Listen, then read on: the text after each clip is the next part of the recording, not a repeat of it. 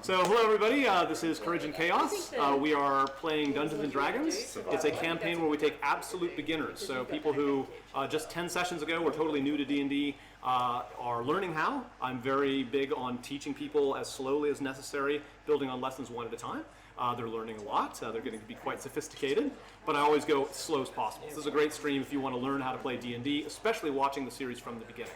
If you look on patreon.com, Rolling Rogues, you can see all the videos indexed there, and you can also see it on the Spool page or other places to find. So, welcome everybody. Thanks again for coming. We are going to continue the combat that happened before.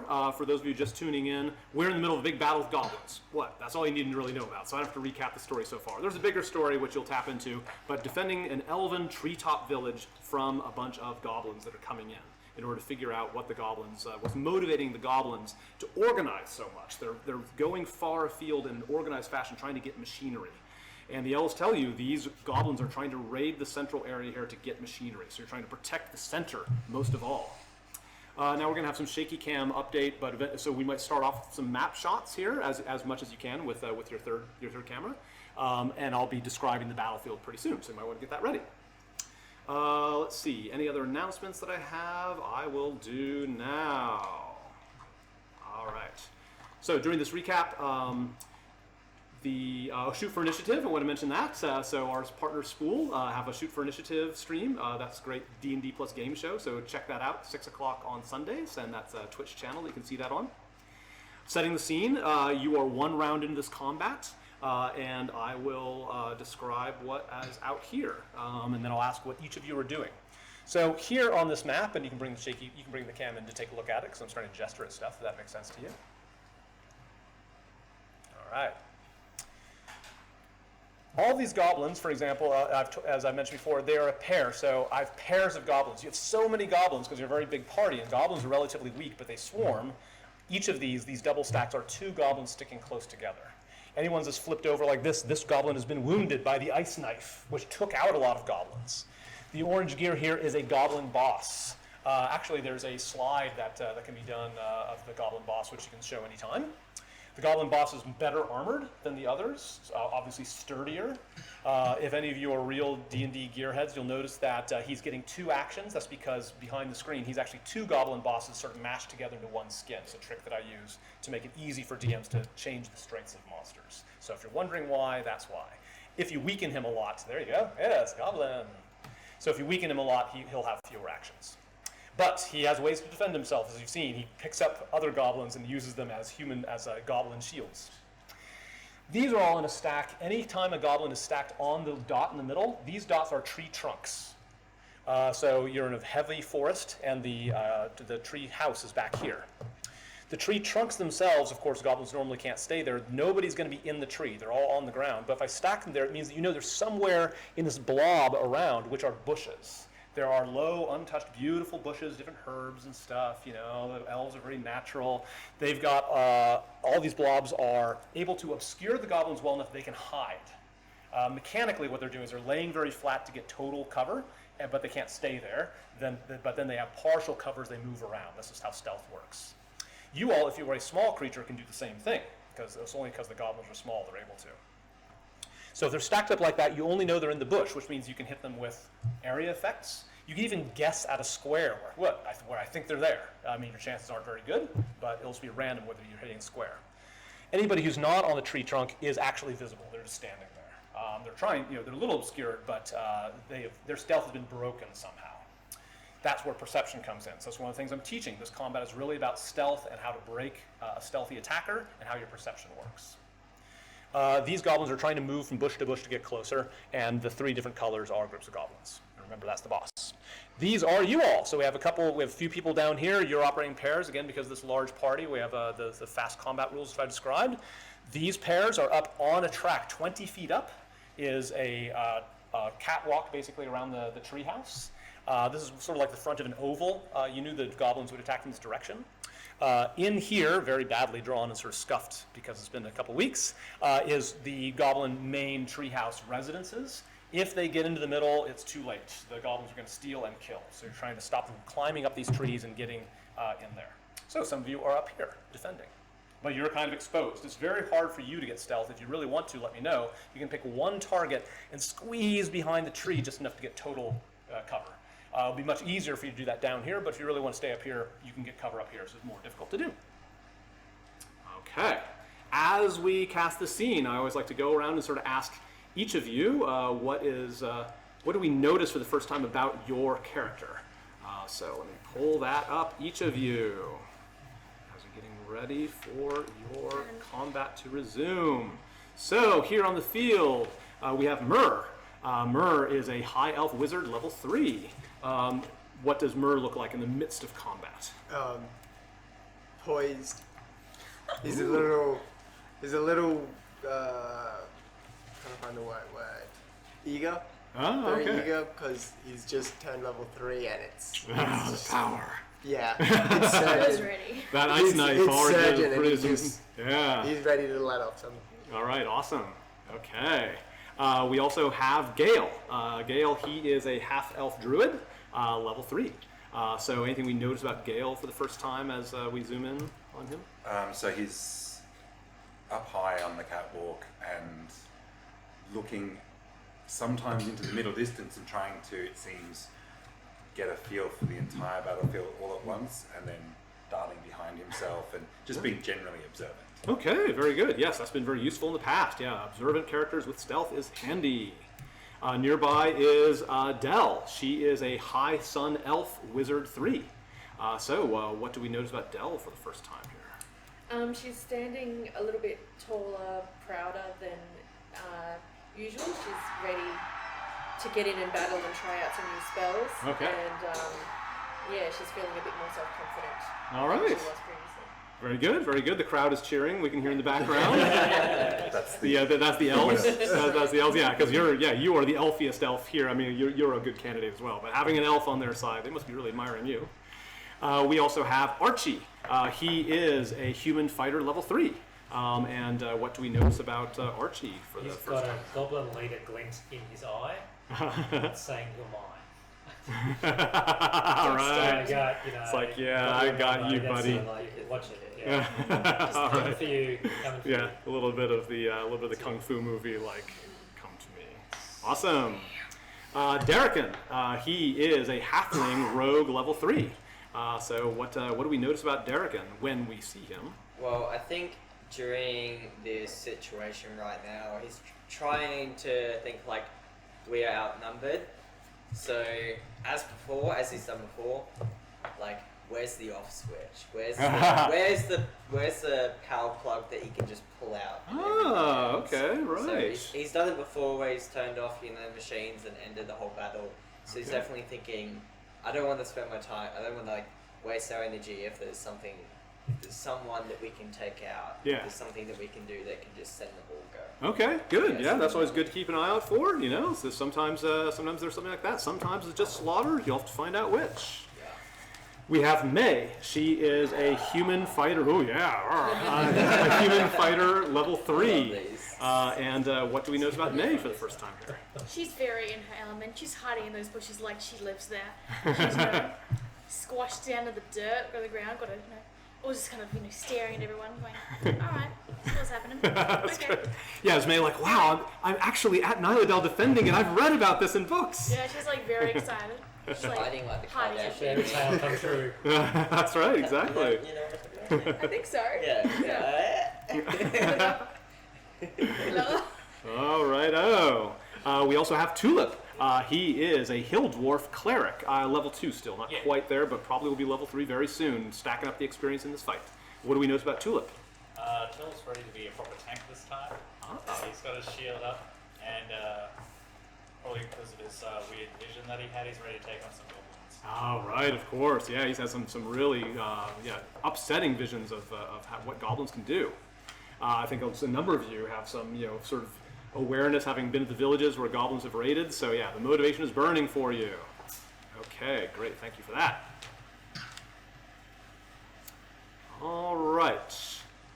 So we've done that layout. The initiative talked about, so the goblins are going to be going next, and then we'll be at the top of this order here. You probably can't see the list, but just remember after the goblins, we'll have a couple number 4, which is Del and Gale, then couple number or pair number 3. Couple sounds like you're all dating.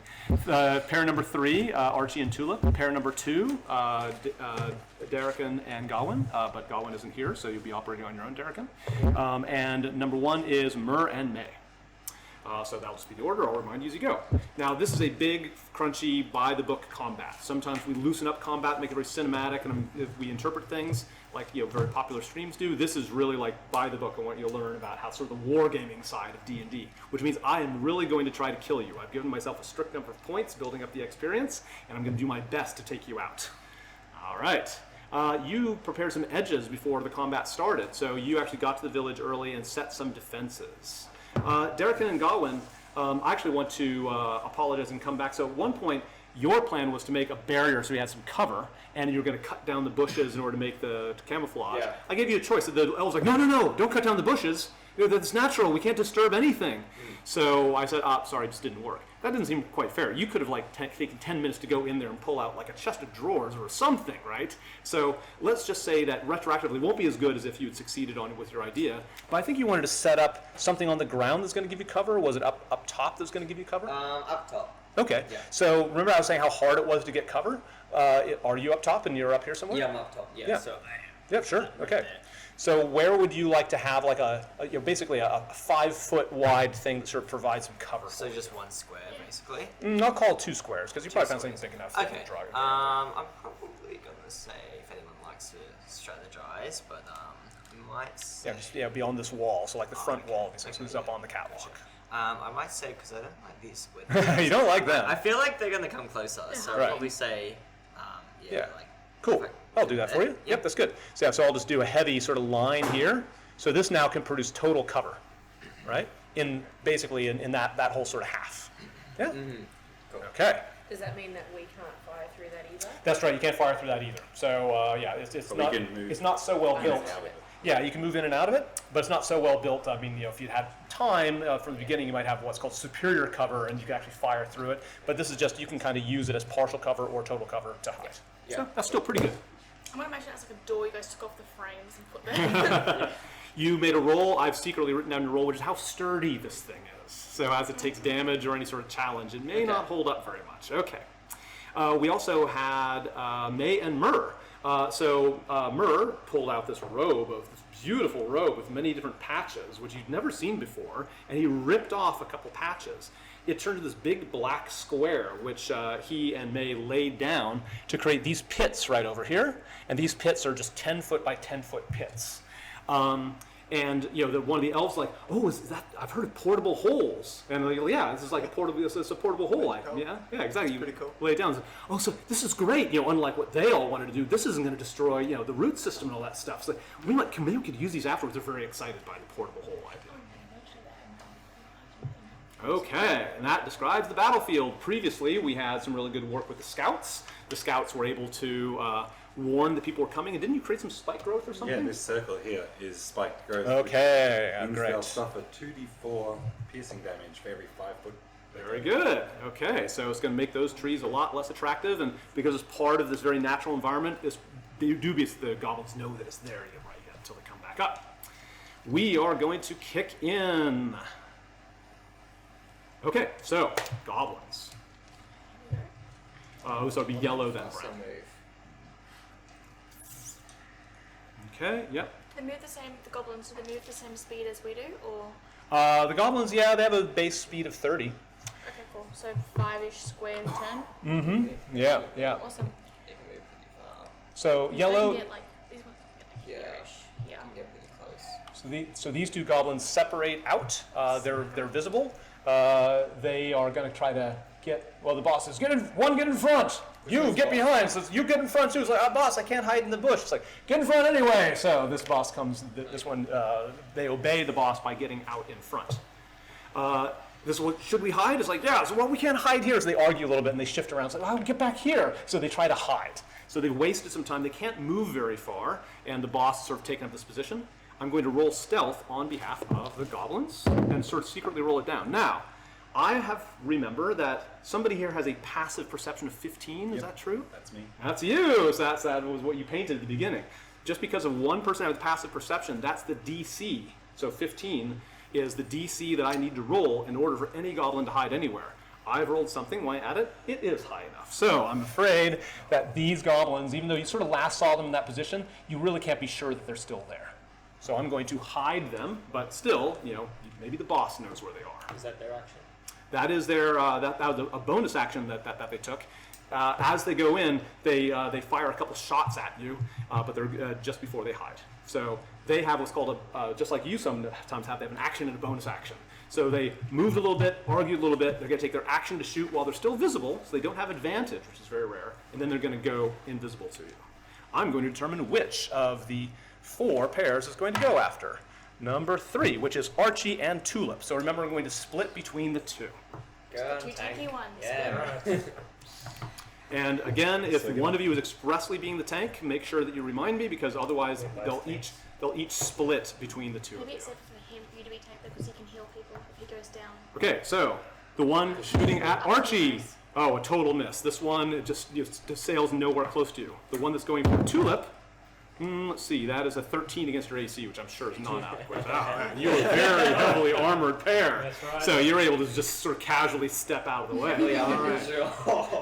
And there was like a little side swipe. And then they vanish as advertised. All right. Next is the brown goblins. They're already hidden, so they surprise you by shooting from the bushes that they are in.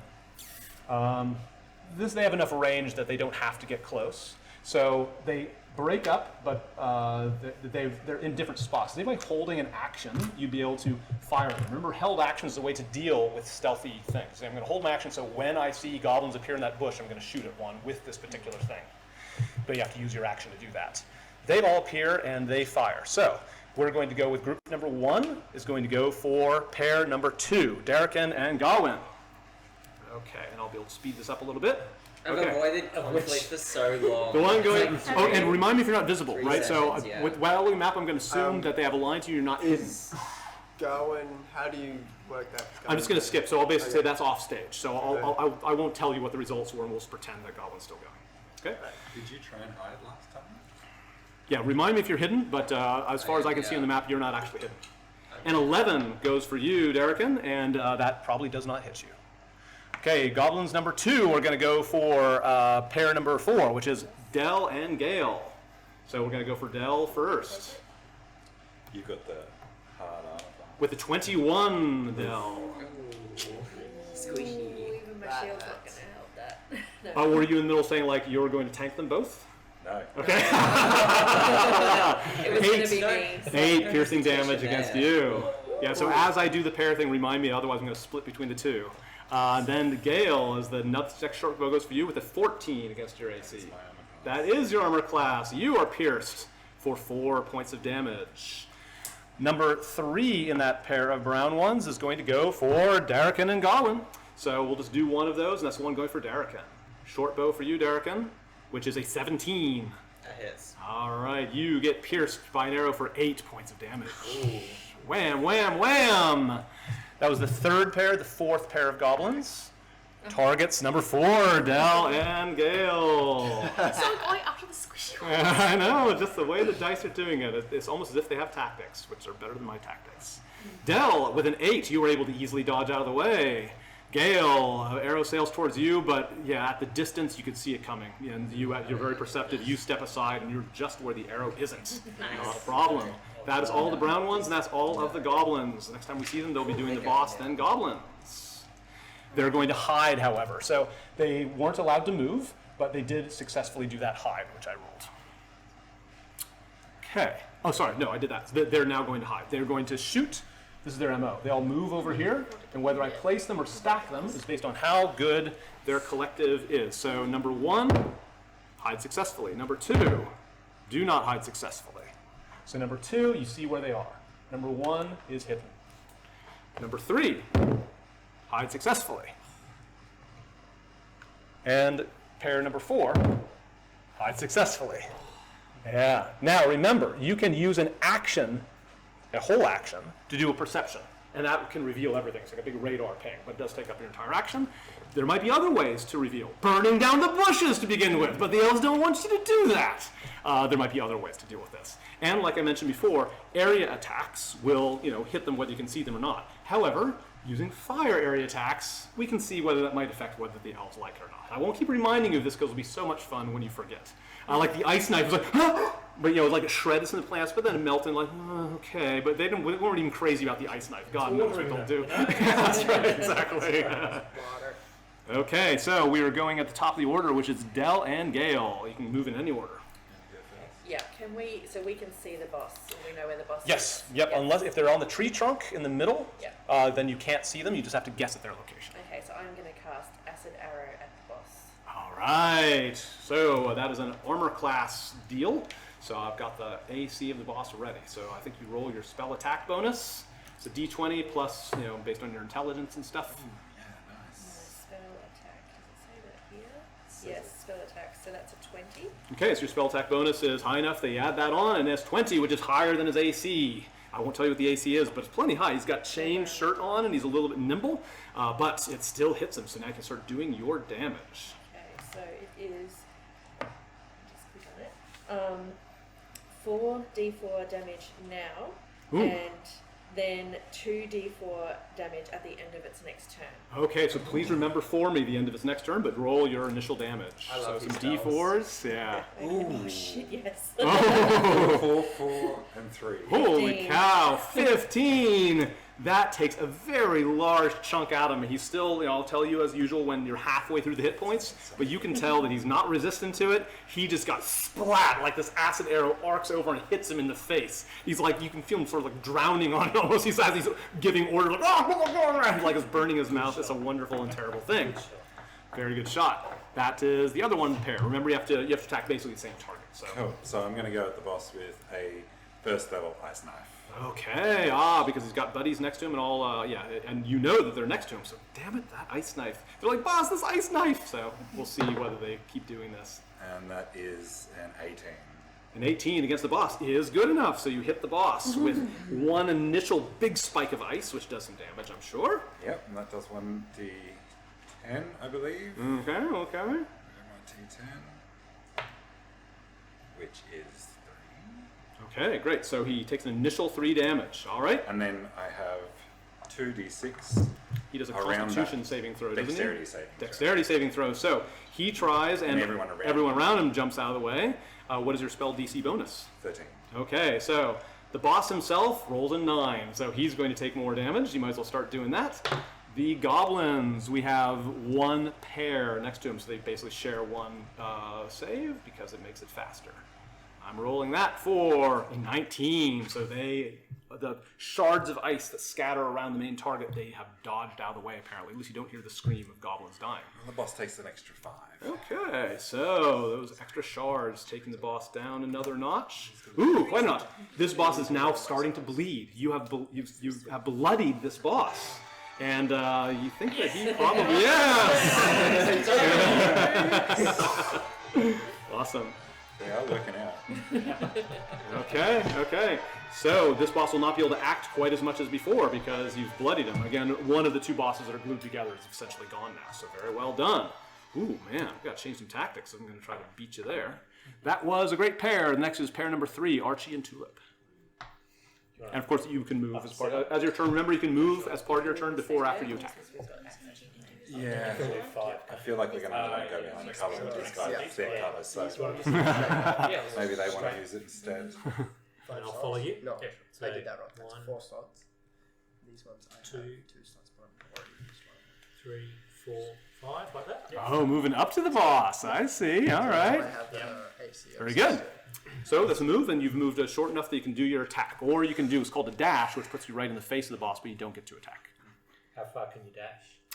You can add your movement speed to your movement speed. So for most of you, that would be 60. So a dash is an action that gives you a higher movement speed. So you move 60, which is 12 squares. Okay. But that was your action. I wouldn't. No, always be right in snacking zone. Don't go too close. Just for a thing. I know he's going to swap those goblins in, but I'm going to get rid of them anyway. All right. So I might find my arrow. Yeah. Might shoot my bow at him. All right, gonna shoot your bow at the boss. That is a 17. Right. The very fact that you target him, he is already picking up a goblin. So the good thing is. That does 5 damage.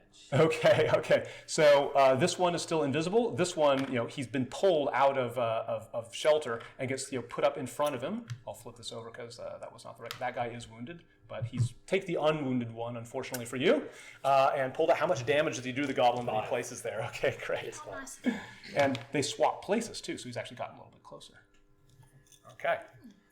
5 does not kill this goblin. The goblins have got a little bit more hit points than that, but I'm not doing strict hit points. I'm just making sure they have so few hit points that they have 2 states, wounded and dead. So if it's 7 or less, if it's less than 7, which I think you've discovered so far, they will only get wounded. But the boss has used his reaction to do that, and they've changed their position. So that may be a clue as to what the next tactic is. That was your move, and that's a good one. Meanwhile, Tulip chanting into his hammer and casts Sacred Flame. Oh, right on, okay. And this is a dexterity saving throw, which is good to use against an enemy that has a high armor class. So I'll roll this openly, and this is against the boss, I assume. As the flame starts to go up, he sort of looks around for somebody else to change the target. You think that he could change target, but he's a little exhausted. He's just finished swapping one round because everybody gets only 1 reaction per turn. Now, if he were full strength, he would be able to do it because he has 2 reactions because he's basically 2 people, but he's only 1 right now. So now he's just a normal goblin boss. He's used his reaction, and you've done a good job there. He's going to roll his dexterity saving throw. I'm going to look at what the bonus is, and I'll roll it openly just for drama purposes. What is your spell DC there, Tulip? Okay, so I know what the bonus is. I'm going to roll this openly. Ooh, that's not good enough. Roll your damage. I rolled a 6, which is lower than your spell DC, so what's the damage? 1d8 radiant damage. Oof. He takes all of that. This guy's not immune to radiant. 3. 3, okay, you take a little piece out of him that way. Boom, these sacred flames comes up around. He tries to dodge out of the way. He tries to grab a friend. Neither one works, and he gets cooked in radiant light. And the elves are like, oh! But then it melts away. It's like, radiant damage. Like, hey! Like the plants are actually looking better now. It's like, the plants are sort of gleaming. It's like, oh, good, it wasn't actual fire. Okay, that was that pair. Next in is Derrican and Gawain, or just Derrican. Well, seeing as he's actually had enough of the boss, I'm thinking that Darrican is going. What he's going to do, right? So he's going to lock eyes with the boss, pull back his bow. So like the bow is at his hand, and place out one other hand. Ooh. And in Celestial, he's going to tell him to sleep. Oh, he's going to cast sleep. Very good. As he does it, his eyes light up green. You can see fire coming across his hands. His robes fall apart, and his scars are revealed from when he was ambushed. Wow, because pulled back. Okay, it's a great reveal. So this is a wonderful example of so it's still by the book combat. There's no reason not to describe it just like that with that kind of color, right? He's an so arcane trickster. Yes, okay, Yes. Good job. So he's learned some new tricks, having become level 3. And that is Sleep 5d8. Okay, so I'll describe how this works. You'll pick an area to affect. The boss here, you can like deliberately edge out so just the boss is affected. However, if you go here, it'll affect weakest targets first. So you might put some goblins to sleep that are around the boss, which may be tactically good. But you can also choose it so only the boss is in the radius. Yeah, I'm probably gonna go right smack bang. Yeah, so you're gonna try to affect all 3 of those targets. Yeah, Yeah, it's a pretty big circle. Sleep is. So we'll go with the weakest ones first, and. This one is unwounded, so I'll just basically do it this way. You roll, basically it's like rolling damage, roll all those d8s and tell me a total. Do you want to? Sure. Yep, go ahead. That's 5. Oh my god. Contributions. So 7, 10, so 14, 17, 20, and one more. 28. Okay, 28. I'll just go ahead and mark it over here. It's as easy as we deduct it. So the first thing we go for the weakest one. So this thing is wounded, basically. Let's just pretend he's got 3. This one has fallen asleep. I will do that by a bead, even though it's you don't know where it is. He's making noise. He's snoring. And it has taken up 3 of those, so now there's 5 points left over here. So maybe somebody do the dice and find it for me. So if I ask us to change the dice, that's 5. That's that many points gone. The next goblin was at full strength, so let's subtract another 7. So now Wounded, weren't they? No, that was wounded. that was wounded. Oh, okay. Let's do another 3. Yeah, if they're wounded, it's if not their max HP, it's just. That's right. Of course. So let's go ahead and put that down. Put that on a 1 if you could. Yeah, 22 is great. Yeah, that's great. So that one's also asleep, but we have some points left over. How many points are left over for the boss to fall asleep on? 22. Okay, so if this exceeds the amount of hit points of the boss is simply going to go to sleep. Ooh. Okay. So we smashed him, right? And I like to Yeah. add, so with this spellcasting, this is simply through, you can see like his eyes glow up, but it's Yeah. more like you can tell it's light, Yeah. it's not dark. Yeah. So some spells he casts will be through one goddess. Yeah. the others will be another. Wow, fantastic. So, if I was very tempted to say, like, the boss got a variable number of hit points, but you told such a good story that it's like, it's just right on the borderline. I just think I've got to sort of, even though I said I'm going to do this exactly by the book, that definitely has got to qualify. That description is just so cool. The boss falls asleep. And he's actually even visible, so he is now prone. The problem with being prone is that actually it's the disadvantage if anything's lying down, but the boss is asleep.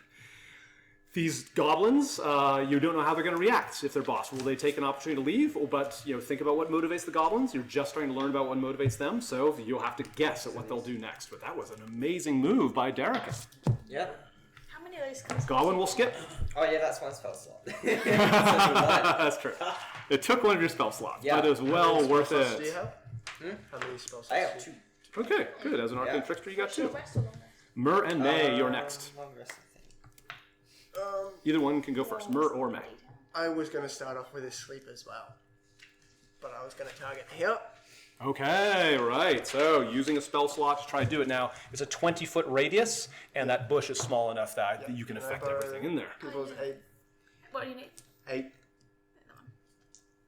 Same spell. It's literally the same spell, guys. Oh, Yeah? okay. Oh, Yeah. Have enough? you have enough? I got 4. One more. One more? 5? Yeah. There you go. Awesome. All right, so we'll just do this totally. Make it. You track that again. Somebody track the total when they get. 4, Start preparing. 10, 16. 16. Okay, so you have 16 to spend. Just put a 16 on the dial. All right, so we'll just start flipping them over. 16 is some 7. That's so 14. We'll say this pair is asleep. Sorry, this pair is asleep. I'll put a little dot on there. Wow, I didn't know I'd be using so many of these tokens. For sleep, if they get damaged or woken, that's Yes. Okay. Well, I wasn't going to mention that, but you just had to ruin my fun, didn't you? After 14 is taken out of 16, there's 2 left. 2 is not equal to 7, so the next strongest one has got more hit points. So it's not like he's part way asleep. It just doesn't work. So 2 have been put to sleep by that spell. Does that make sense? if they get Toys and damaged. Joel. Does that make sense to you? How the sleep works? The why the 2 goblins are asleep? Cool. Yeah. Yes. So don't touch the sleeping ones. Yeah. Now we'll explore that more. Now it's May's turn. You might get advantage attacking them. Yes, if you're up with melee, you definitely have advantage attacking them. If you are shooting them, then they're disadvantaged because they're lying down, but it's advantage because they're asleep, so they'll cancel out. Yeah, so you don't have disadvantage to shoot them, but you have advantage to stab them. Nice. 10 So if there was rounds. a May, it's fight your up turn. there, Oh, it's my turn, isn't it? Which is Well, a I'm going hold, to- so it's- Well, I don't want to drag you into the fight just yet, so I'll get my longbow out. All right.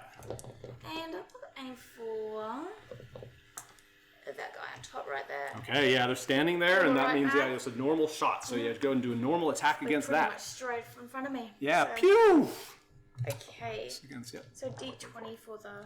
Is it? Yeah, you roll d20. You're adding your bow bonus, which is quite large, as I recall, for your particular build. Oh, there it goes. Nope, 2. Oh, with a 2, even with your impressive skill, it's just bad luck. Like a No. bird flies in front of you, and like the bird's dead, and not the arrow. This is very well.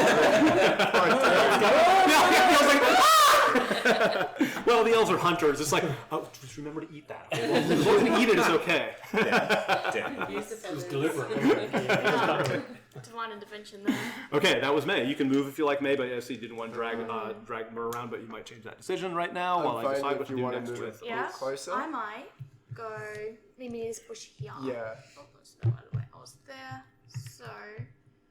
1. be the best way to get over here-ish. So that would be cover 2. So 1, 2, 3, 4, 5. Okay. And you'd be 1 behind me. Could I move that? But Yeah. there?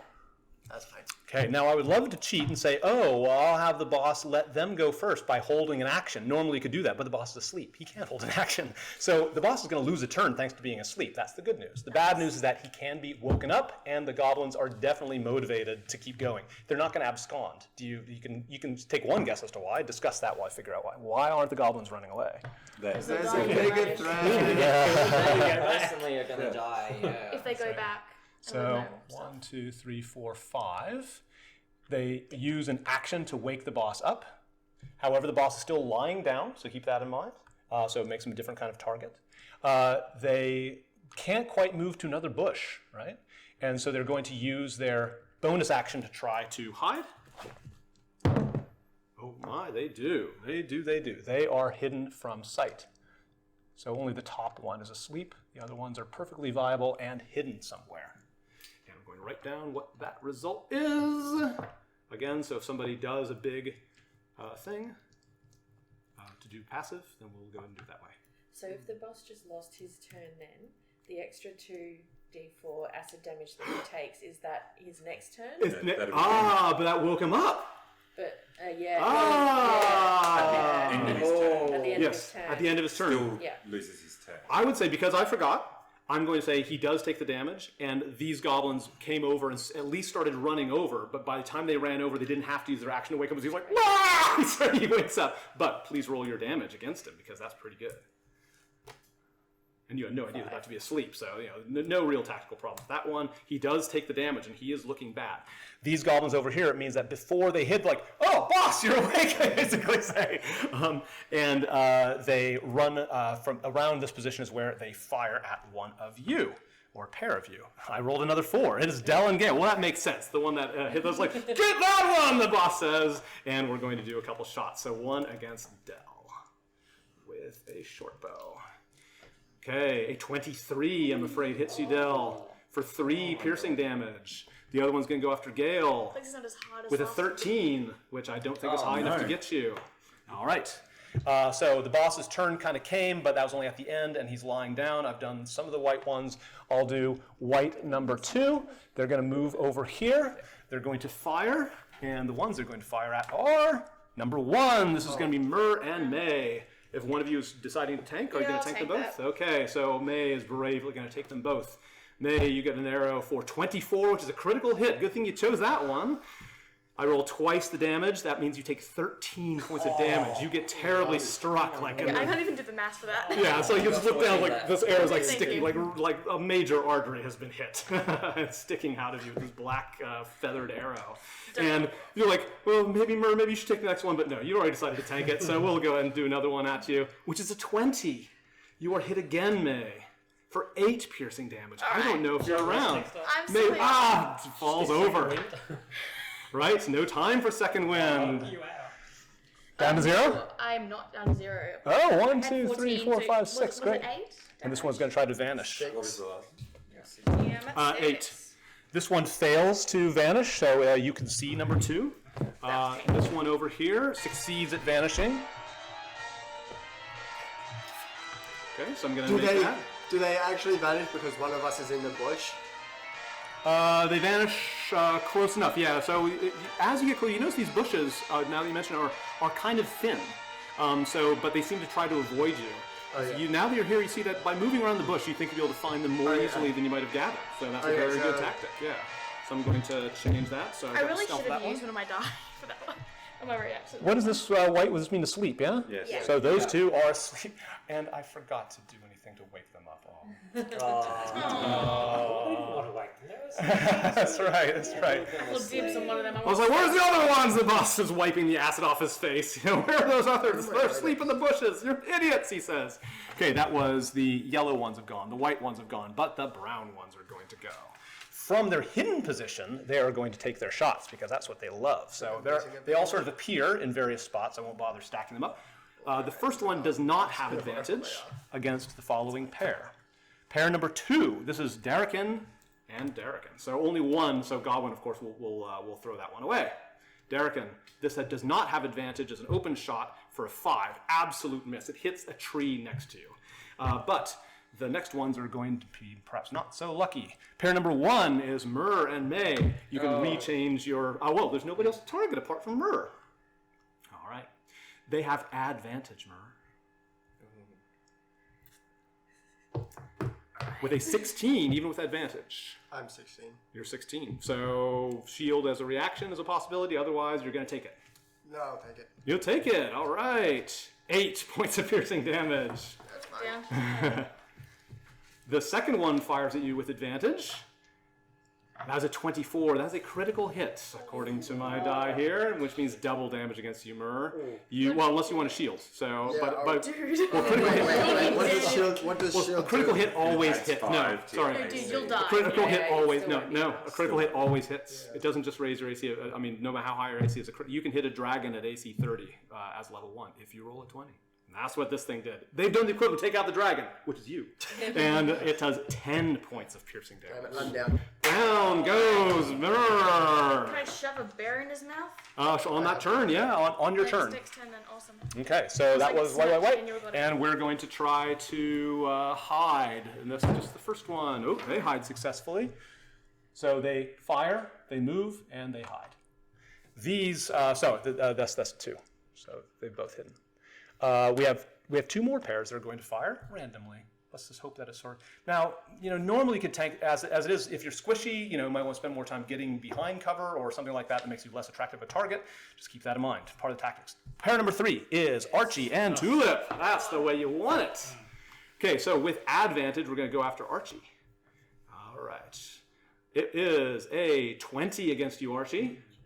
You take 4 piercing damage. The other one is going for you, Tulip, with advantage because they're hidden. A 22, I imagine, hits you. An arrow plugs you for 8 piercing damage. And that is another set that tries to hide and succeeds. Oh, man, they're getting closer to the tree. Let's see. Then this one, I think I separated out. They were hidden, weren't they? I'm not sure. I'll err on the side of caution. One set wasn't in. Okay, this is Darrican and Godwin, but we'll do just Darrican. So Darrican, that one shoots at you. Last time I did Darrican and Godwin, did I strike at you twice, or did I throw one away because of Godwin last time that I shot at you? Did I throw one away? Throw it away, yeah. I did throw one away? throw Okay. one. Yeah, All right. yeah. So this one is a 17. It's the only that one out of the hits. pair that's hitting you. That does hit you for 7 piercing damage. Ooh, my. This one tries to go over and tries to hide with a 7, but this one is going to try to move over here because they're trying to split up to different bushes. I should have moved them differently. Okay, so that does not hide properly. Thanks to your observation, they are visible. Yeah, they're getting closer. Those ones. Okay, that was all that. That was the boss. That was white, brown, yellow. I'm done. Next is Dell and Gale. Or you can go the big bunch. But this is an area. Alright, cool. All right, Dell and Gale, what you gonna do? You go first? Oh, I go. Alright, first of all, so that there isn't a missed turn, I'm going to cast a bonus action Healing Words at level 1 to get our wizard friend back up. All right, good. That means you're now prone with a certain number of hit points. And the hit points are 1d4 plus the spellcasting ability. So is that 5? Like spellcasting ability modifier is 5. Yeah, whatever stat is based on, not with your proficiency, just whatever ability your wisdom, I imagine, to be your wisdom. Spellcasting modifier. So what's my spellcasting? Oh, sorry. I think it's wisdom. Wisdom. All right, Yep, so plus so 3. yeah. So 1d4 plus 3. Fantastic. So 6. 6. All right, so you've got 6 Back hit in the points. game. Back in the We're the game. same. And for my action, Yeah. that was a bonus action. All right. So, Right. I'm going to cast Ice Knife again on these guys here. Okay, all right. Let's see. Yep, Getting at least real you'll hit 2 of close. them at once. So yeah, go for your AC. That's a 4, so no. Oh no, the ice knife hits the tree as the elves sort of squint. But luckily, good thing it hit the tree, they say. But The tree's tougher. hit or miss, they still get Then splash damage. it goes out. Great. So DC So- 13 dexterity saving. Okay, so dexterity saving throws for the 2 goblins. One of them is a 20, and the other one is a 16. Man, good luck. luck by the goblins. The odds are not with you there. Dell, next. And you can move, of course, but you can do that after this play. Alright. Oh, and Remember, you- after so- Dell will be Archie and Tulip. So yeah, start strategizing. Just have your turn ready. Alright, I think I will just aim at them with a Ray of Frost. Okay, yep, same pair, Ray of Frost. So yeah, we'll go for the top one by default. They're both not wounded, so it's just equal. Okay, so this What do you is think they're just doing? my We just get I'm gonna eat my berry. Oh, by rolling a 3, you've got an 8. Seven. And that one hits the tree as well. That tree is taking, luckily not very bad damage. Yeah, seeing as though we were pretty useless in terms of spellcasting, we both go back behind cover. Okay. How should I get back on the berry? All right, so it's you two behind cover. All right, so they use the cover that you've created. Yeah. All right, yes. Hiding is a perfectly good thing to do because you can always pop out and attack. Staying under cover for Squishy is pretty good. That was, next is Archie and Tulip. Alright, I want to come up to the goblin boss. Is he still prone? Yes, he is still prone. I'm going to drop my longbow. Okay, are you this one? No, The other one? Yep, okay, sure. Drop my longbow. Uh-huh. Pull out my long sword. Okay. We'll just put your bow here. You've sort of dropped a safe distance away. And your He's so sword. prone, he's not even like up and defending. Yeah, you see him very plainly lying down. You have advantage on this hit because he is prone. That's why I send him to sleep. Yeah, sure. Yeah, sleep is great because I'd it be knocks like, him alright, down guys, as well. chop off the Yeah, chop. Okay, 16 plus 7 is 23. Nice, yeah. Ooh, you shove with all of your weight. It pierces through the chain link that separate, and it goes deep into his body. 11. 11 damage. Sorry, that was 10. 10, okay, 10 damage. 10. Yeah, fantastic. Sinks in deeply, blood starts spurting out of his mouth, but with a wheeze, he sort of pushes you back, and so you pull the sword out, and you can see he's bleeding very heavily, but he remains Can alive. I use my action? Okay, yeah, I just like, maybe I'll use again. As long as he's prone, go for it, yeah. Disadvantage as well or not? Oh, Disadvantage as well. He's still prone. Points over there. Because I think you can just. Ooh, that's another hit. Okay, rolling damage here. This is looking And what good. you could do. And that's 4 Yes. points of damage. That's good. enough to kill him. What's your Hey. reaction? Goblin boss dead. My eyes- Yeah, fantastic. You called it. You did it. Sending him to sleep was. Oh, that was very good. That's very good. Good movement, indeed. Very good tactics. Tulip, you're up. He killed the boss. Yeah. They killed the goblin boss. Go ahead, Tulip. Like for the attack, I can do it. Okie doke. Remember, After So- Derek, so- Derek, and you're next. Since I've noticed these ones, Mm-hmm. because obviously I don't have to go for the same one now since the boss is gone. Yeah, that's true. Yeah, you can pick any target This you like. guy's asleep. I noticed these ones are getting closer, Mhm. so I turn and I try and use the guiding bolt. Oh, that's a strong spell. Okay, so against the top one, it's again attack their AC. So you're doing your spell attack bonus against its AC as it tries to dodge out of the way. So spell attack bonus.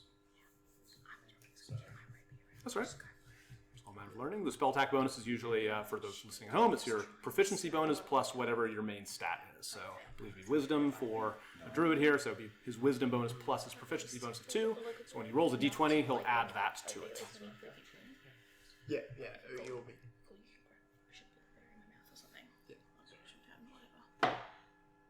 I have 2 good berries in it. Also, if I die from that, then get up down. Ooh, rolled a 14. That's a good start.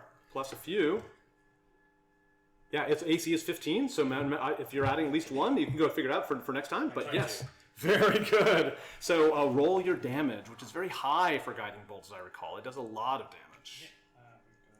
And even if you don't kill it, you have it glows, and you have advantage to hit it from that point on for the next turn. target takes 4d6 radiant damage. Oof. Again, the elf's like, ooh, radiant damage. I like this one. Ah, this is great. Oh, so dead. So very, very, very dead. I'm going to take out the one underneath just so I can see the colors better, but the one on top did die. That's just his partner underneath there. Wow, fantastic. Of course, you can move as normal as I move on to the next one, which is Darrican. So I'm gonna think. Yeah, feel free to move two even things in at the middle, once. that's I'm gonna try and possibly like move into partial cover. But as Ooh. Well, see, these two are like, sorry. Oh, is that covered? That's the cover. They are in your partial Yeah, cover. okay. That's right. Sorry, mate, you weren't using it. He's kind of could've small. got Can't one he go further underneath someone's behind legs? I'm afraid not. No. So he could squeeze. You can move through them, and move as through difficult them. terrain, There's a but tree you there. don't. You can't take an action in the middle. You have to do nothing but move through. That's kind of part of the limited nature of this cover that you've constructed. Okay. Yeah. If you could step back here, but yeah, there's really just there's no I good might way to do it. I might. Ooh, wait!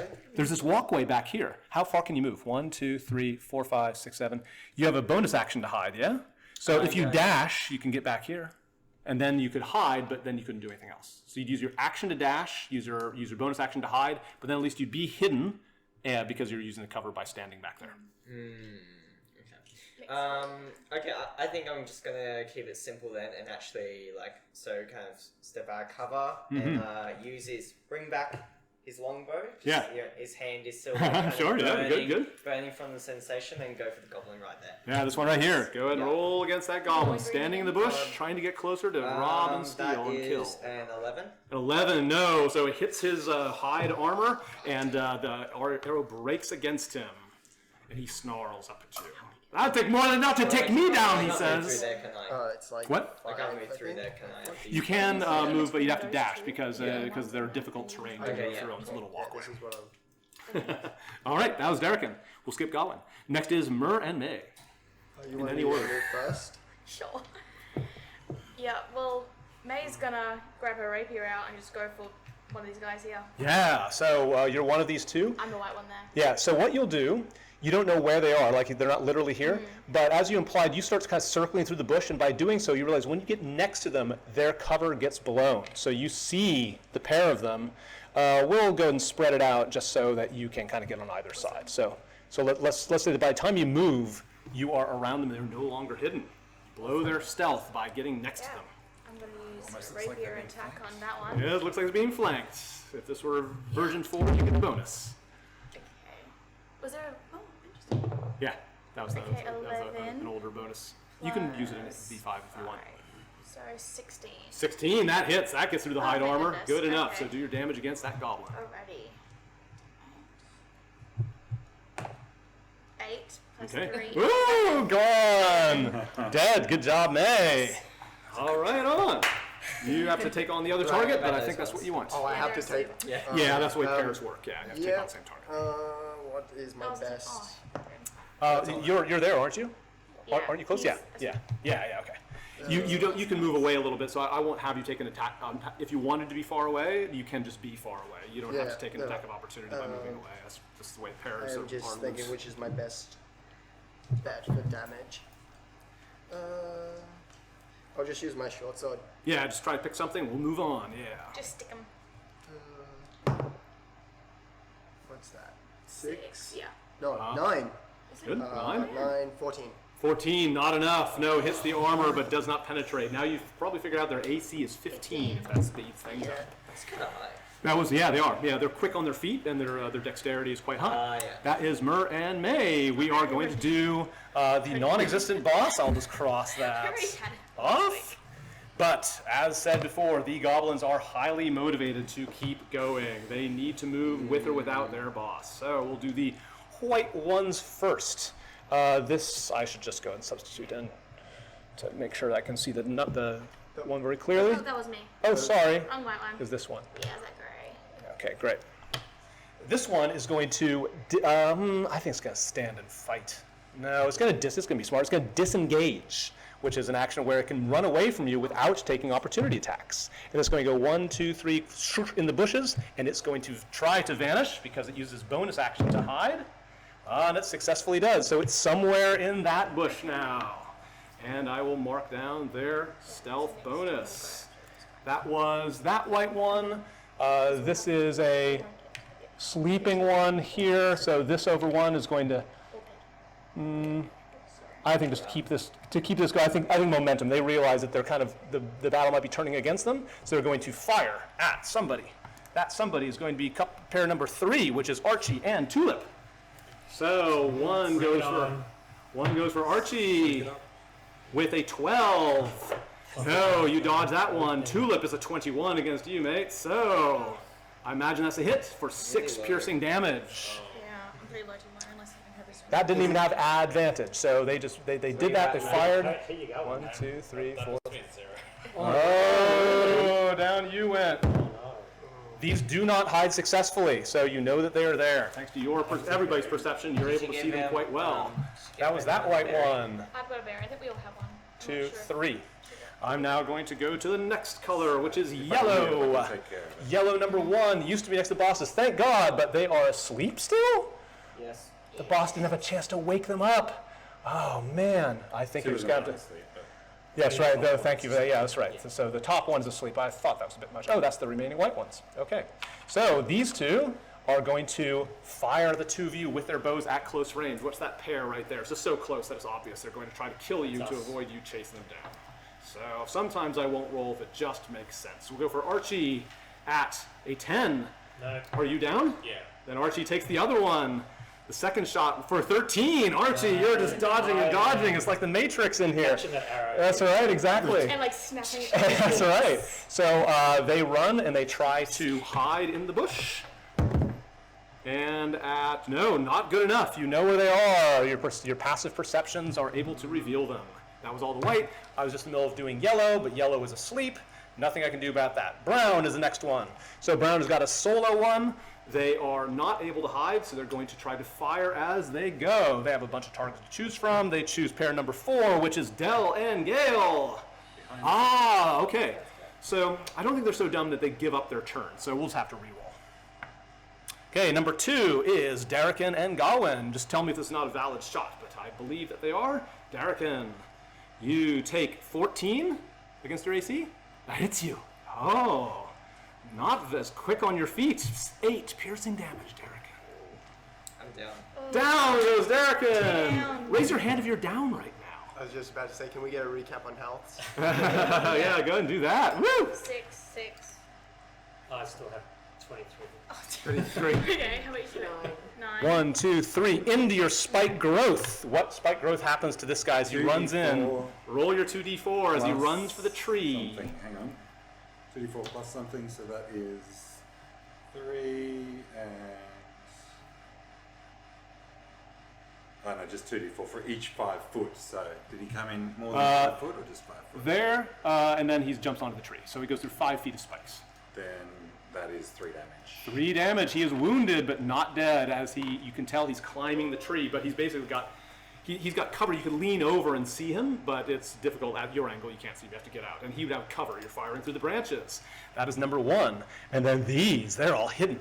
So they're going to fire from their hidden advantage. This one screams out in pain. Let's see how smart these guys are to realize what the hell is happening. What level spell is that? That is a second level spell. Oh, okay. They're not smart enough to know what second level spell does. So they don't realize this is a very bad way to go.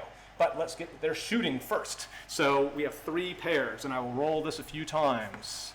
And let me know if you're down, for example. Number 3 is Archie and Tulip. So Archie's still up. You will be taking both of these shots, Archie, and this is with advantage. A 23 is the result, which I think hits you. That's definitely a hit. You are pierced for 3. The second one is going to hit you because you're the only available one. And, whoops, tap, tap, tap. Another 23. You are pierced again, Archie, for 3. Okay. 3 damage. Come on, we all got 8. Alright. That was one of the 3 targets, one of the 3 goblins. Dell and Gale, they look for again, unsuccessfully. Darrican and Gawain. So Darrican, only 1, you're down. So I think they're just going to start going for it then. So after 2 targets they can't find, they're just going to start running. So they run 1, 2, maybe climb. Yeah, they're going to go to 1. They're just going to take a straight line. They have no idea what's going on. So 1, 2, 3, 4. 5, but I think they're just on a mission. Oh my God! So they're too dumb. They just keep going. 6. So they take 1, 2, 3, 4 times. They take this damage. They're like, it's got to end sometime. 8d4. 8d4 damage. The others have advantage to figure out what's going on. They say, I think that's a bad spot. They say as these get torn to Oh, right, shreds. 2 more. 4. What'd you do? Okay, One. roll an 8. 2. There Got you it. go. Oh, you got it? Okay, cool. Send them all through there. Whoa. 3, 2. Oh wow. 5, 7. So it was enough to No, kill them they both, but they're already They dead. only have 7 hit points. They're just stuck in. Yeah, exactly. Their corpses are there. I might need that for the next level. My. Number 3 God. wants to go for Archie and Tulip, but Archie and Tulip are both down, yeah? No. Archie's still up. That's right. Sorry, Archie. This is with advantage. Both are going to try to go for you, of which I imagine they can still hit you. That is 22 again. Archie, you take 5 points of damage. Okay. Next one with advantage because they're hidden. A 23. My goodness. So advantage really can stack up. You take 3 more points of damage. Where you at? Nice. Yeah, that second win would do it. These are the ones that fired. One sort of ran. Now they're trying to figure out like the range. They did roll a 20, so now they know what to look for, but they have to move the long way around thanks to your work. 1, 2, 3, 4, 5. They can't really get to the next tree, so they're going to try to hide here. And they do not hide. You were able to see them. Both of them. That they're avoiding the spikes. They know how to recognize it now. They do. They can be taught. And that was all the brown. And we're done. Okay. Next is Dell and Gale. Remember, have your action ready. We want to keep this moving. I mean, I'm having fun, but you know, there are lots of stuff we can do. I can move over. So who's We're left? above it. Dell and Gale, then Archie and Tulip. Have your move ready. 3, 4, 5, 6, 7, 8, Yeah. 9, 10. Back That up one got there to do too. something Yeah. range. So, What do you reckon? You get the guy who's climbing up the tree. in order to hit that one I that's reckon we climbing just up the Yes. tree, I don't know. would we need to be like, is that Yeah, you would. okay? So you need to be around the cover. You can looking down, and has a If +2 we on its can get AC. rid of those But you can both see it through the I think branches. we'll be okay. Yeah, these two just climbing up. I think I can Yeah, shoot that's- them. It's a bit, but that's a You bit. guys got people. You got, Well, He's over here, but he's not. got a pretty good spell. If he Like, wants to my- choose my- to. I won't go out of cover. I don't think it's worth won't because go out. that's No, so far no, away. Is it- We'll just do this. I'm still in cover, and you're just out. Okay. So they're all. is there a chance that you guys go? That's all right with you. 3 and then take on Unless those I can't. ones there, Yeah, we can go Dave's. and I could try and. Well, from cover you can see very little. Yeah, That's what Yeah. cover's for. Then because I I'll can. have to move out. If We'll I- do- if yeah, I can it's fine. get We'll up, do- I we'll can do get Del them now. to sleep. Oh, Okay, now? I will try my Ray of Frost again. Okay, Ray of Frost I can gets this hit 'em on the elevated sleep AC. again. He's trying to thread through the branches to hit the goblin, the wounded goblin, as he ascends. Oh no! Well, hit some tree branches, and so now you have a chance to move. You can move back into cover. You can move out, shoot, and move again. Yeah. Right. Okay. Davey, you can do the same thing, or yeah, Gale can do the same thing. All right. So as a bonus action, I'm going to cast Healing Word Ah. on Tulip. All right, Heal it tools. back into it, which is How many once rounds again before you die? at level 1, 3. which is 1d4 plus 3. Next round. Okay, maybe yeah, that's great. So you get 5, and you're I back mean, up. that dodge All is right, pretty you're much back fine. up with 5 hit That's points. my When bonus it comes around action. to me, Yep. I'll ask him And about for if I need my to cross it. action, Yeah. I'm No, going I need to roll. I just roll. So on my thing, I just roll. So I will come out of cover. If I and Yep, sure. enough Hit that saves, guy. then I'm Okay, good, safe. That's climbing the But I can't tree do Yeah. anything. with Because someone needs to give me something. I would have been for a you. frostbite, Over there. Okay. which is Way too con save Yeah. 13. If we take these Okay, guys, con I'll save move over there. 13. No, it takes damage, and it's probably enough to kill it. Yeah, roll it anyway, just for fun, but this thing's wounded. It dies, frozen onto the tree right there. That threat against the elves is taken care of. And then Good we move job. back into cover. Yeah, go, so scoot yourselves back there. Very good. That was nice tactics. Archie and Tulip. Julia, can you? Just a question. Since the one of the ball that I shot was the spell scroll, does that count as a spell scroll? No, it doesn't. No. Yeah, so use an action to do it. And that's the great thing about spell scrolls. They do not take a spell slot. He's not keeping track of how many spell scrolls I have. No, I don't. You have to do it honestly. You have to do it honestly. It makes it more fun. I'm gonna cast Healing Word at Archie. Okay, Archie. No, Darrican. Darrican, all right. Yeah, so go and roll what that does. 1d4 Yes, plus so the- whatever you And meanwhile, Archie, what do you think you're going to do? I'm going or if you to. modify. Are you down? First of all, Perfect. no, no, you know, not down. that's I'm Sorry, I gonna- keep saying you're down. You're It's so tough. tall. Then he's my second wing. Okay, go and start rolling that. Darrigan, you got 4. Okay, great. Start rolling your I second have wing. 4. Yay! Woo, all right. This guy or this guy? This guy has this. Aaron, good roll. Plus Like- 3. So healers, yeah, fighters can heal themselves one time per short rest with a second wind, and he is No, I back. wasn't actually. One. Because we're the same Two. target, you know. Yeah. Boom, If you'd boom. rather. Ah, yeah, go up on that pair and you can see them Okay. fine. Long sword Go here. through there. All right, That'd be go all for right. it. Through the bushes. All right. Okay, so we've got, that's not going to be enough. That's 10. No, unable to. That's okay. You're alive and you're distracting them. That's all good. All right. That was Archie and Tulip. Next is Running and Derricken. They don't move. Yes. All right. Since I'm up. After Derricken, we Marin May. So you know Let's you're see. talking. That's Let's good. see. Cool. All right. So once again, with my hand, I'm gonna turn around to the goblins, and it's like as though I'm like a machine turret, and they just no, and they just see what's happening, and I'm just. Oh, sleep. Awesome. Okay, against these, that'd be great. So Alright, roll I those need a- d8s. The 5d8. We'll start queuing up the next one as we do that. So that's great, Derricken. Godwin's off, so Marin May start making your move as we do this, unless you're going after the brown That's goblins. 10. You used the d10 then. Oh, here, this one. Good spot, thank you.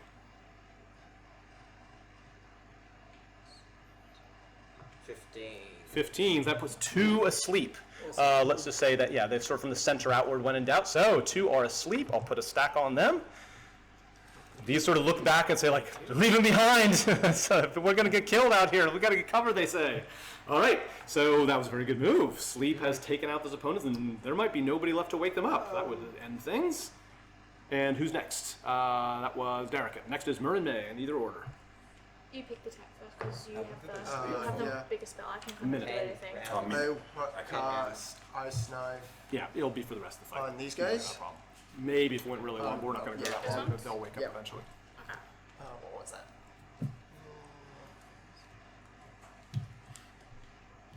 And Del Gale, 20? you start thinking about your next one. 20! All right, fantastic. Oh, natural 20, good. 20? And Ooh.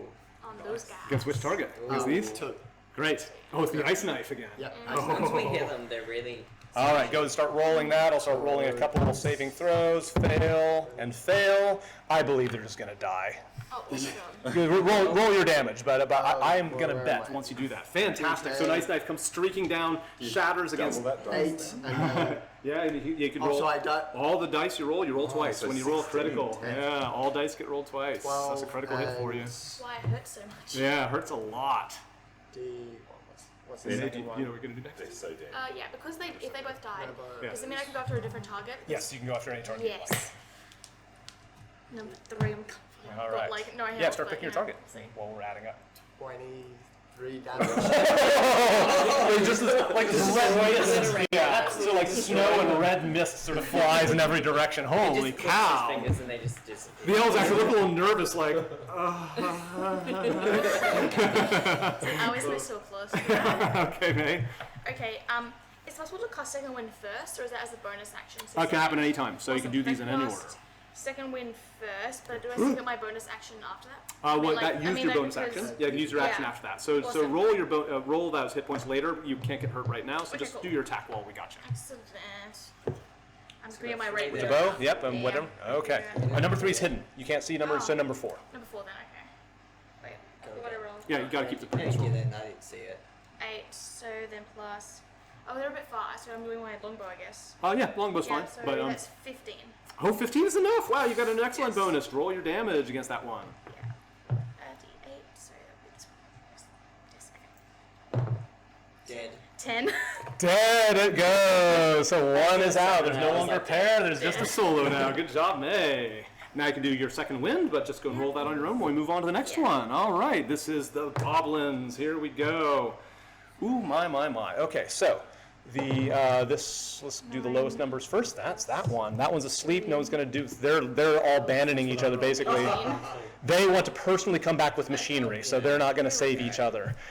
1, 2, 3, 4, 5, 6. I think it's going to dash. Like they're really attacking is not their friend. So they're going to use their action to dash. 1, 2, 3, 4, 5, 6. They use but They they. know about the pits. Oh, good point. So the pits are really big and obvious. They do have to move around. However, I'd have rolled this. So I'd say in its haste, say we'll roll with advantage because he's aware. But if with advantage he doesn't get above the number that you rolled as you place the pits. Okay. He's not very smart, so 13 is his best one. When you rolled for the pits, you have advantage because of the history. It was a 15. He falls into the pit.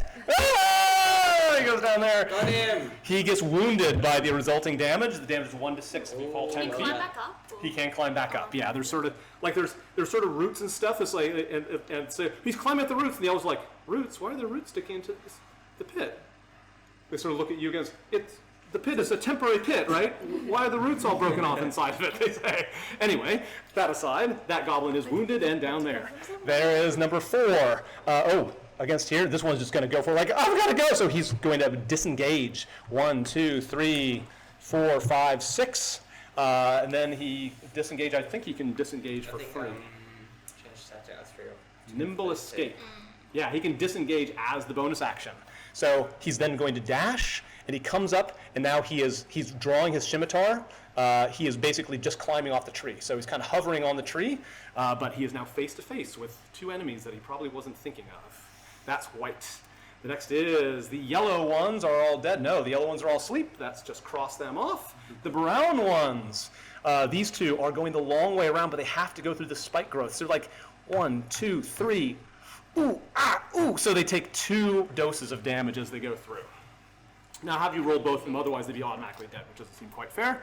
So we'll just roll the damage twice, and we'll see what it does to each of them. That is Top 12. one takes 12. This one dies while hopping over your spikes. What about this one? Roll your damage again for that one. So most area attacks, 1 damage applies. This isn't an area attack. They're doing it to themselves. And that's what really hurts, as Radiohead said. Oh my goodness, it's dead. Good job with the spike growth. So that was that. These 2 left are hidden. They're asleep. Oh my goodness, you are nearly done. Okay, that's right. All right, so now it's just mopping. You know what? We're a little over time. I think you have got this. Is anybody doing death saving throws? no, everyone's Everybody's up? You're good? Let's just call this battle over. It's going to take very little to eventually dispatch the rest of these goblins, and you are done. Good job. Yes, hands in. Capture and tie them up. Yeah, sure. Yeah, vote. So who would like to capture one just to question? Yes. Yeah. Okay. So at least one gets captured. The boss is long since dead, but you are able to take this injured one is now being questioned. Okay, good job.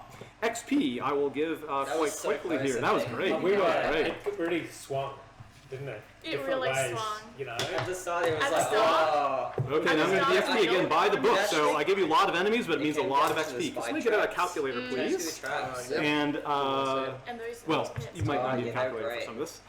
Each goblin is 50 XP. There were, we'll take out goblins. So there were 18 goblins that you had to deal with. 18 times 50. That'd be 900 XP. We'll divide this later.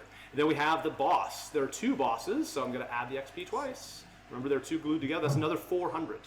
So 400 top of 900 13. divided by the number of people here, which is 7. And that's the amount of XP you all get. 185. Woo! Good job! 185 is a nice bit of XP. 185 each. Is this no longer on the map? Yes, no longer on that. Great. Hey, good job, everyone. Wait, how much was it? Yeah. 185. You go on to the next thing. Fantastic. Yeah. doesn't. I'm in the thousands. Yeah. It doesn't. Level 3. Yeah.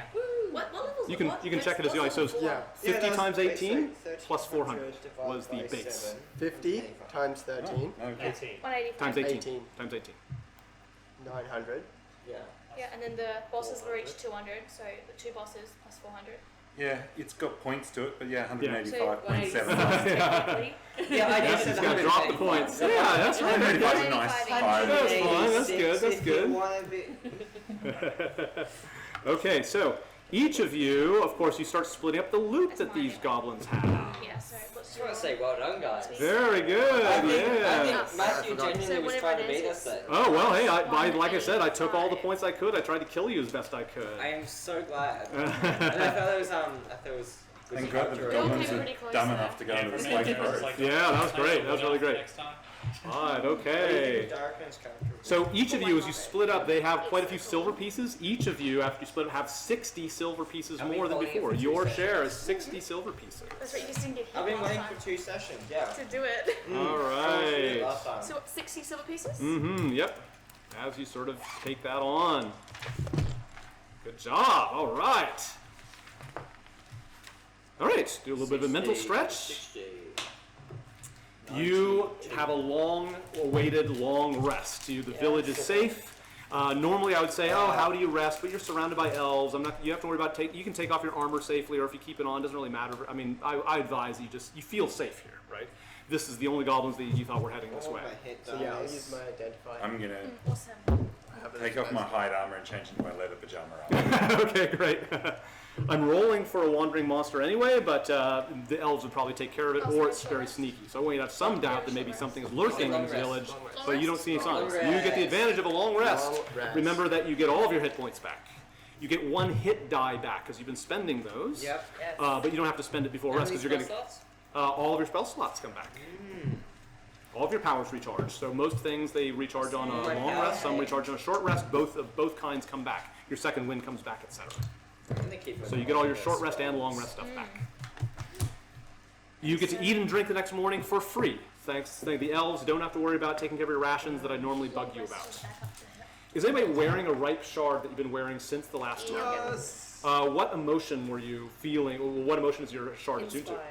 Okay, so what was a truly inspiring thing that happened since last time I asked you this question? Since last long rest you took? The teamwork. I was Yeah, inspired I by think the so. Teamwork as Yeah, well. yeah, like this is what's For like for you. sure. So put one more point. Your shard is glowing with inspiration, a little bit brighter. What is your shard? Excitement. Excitement, I think, yeah. But name the most exciting moment that you think. Landing a critical hit. Oh, actually, Yeah, no. Not the critical hit. Landing the big damage on the team here. Yeah, okay, Yeah, right on. That's great. Yeah, the just shatter and all that yeah. stuff. So your glows one more since you felt great excitement. Who else is wearing a ripe shard? What was your emotion? Vengeance. Vengeance, okay. Vengeful. Yeah, I think so. So vengeance is righting a wrong. Now, is there somebody? Is there a goblin that took somebody down that you felt satisfied by killing that goblin in revenge? Did you have any moments of vengeance that way? I'm not sure if for I tri- killed it, but vengeance Vengeance was for trying to trying- kill me. Yeah. Oh, sure. Yeah. He Exactly. took me down from like 28 to 6 Very in good. 2 shots. Okay, that's a great story. So Vengeance for yours trying to glows a little bit save. more. Oh yeah, Vengeance. My femoral artery. Vengeance was just killing like nearly everyone. Yeah, so your vengeance glows a little bit brighter. So remember, it's at this point you decide, just like preparing a spell, are you going to wear your shard out or in? Just make a commitment on your thing. Now, if you're wearing it out, of course, everybody knows that you're a shard ripener and you're associated with that stuff. So you can see there's some disadvantages, but the advantage is it glows brighter, and you're heard that it makes it more powerful, and you can sell it for more money if you so choose. By having it out in the open. Whoever's Yes, got one so you can more- change whether you're what? One more. Whoever's got a diamond shard as well. Yeah. Yours. Yeah, mine was Fury. Oh, Fury. Okay, yeah, what was the time you felt most furious? Probably when he realized that he almost passed on. Right, yeah, like I could have died here. Yeah, so that's great. I believe that you felt fury during this last fight. That glows one brighter as well. I had rage as well. White hot rage. Were you wearing it out? I was that Oh, time. great. Everybody's wearing their shards out. Okay. The time just being attacked by goblins was enough to make me rageful. Sure, yeah. I think What they did to combat my really village, hits a lot. You have a But lot of fierce emotions that you feel. I've taken it off now. I watched Okay. it glow and I wasn't happy with how I felt like that. Ah. And I feel like I can be better. Yeah, because remember that Bring it feels like it almost feels like a buddy sort of cheering you on. It's a shared intelligence, so you feel like it's getting more filled with rage and it's getting more filled with inspiration. So it's kind of like it's almost like a child that's learning this emotion over and over again. And so like you're like rage is like rage, kill. And you're like okay, I'm gonna take this off and you put it away. Is it possible to get a new shard?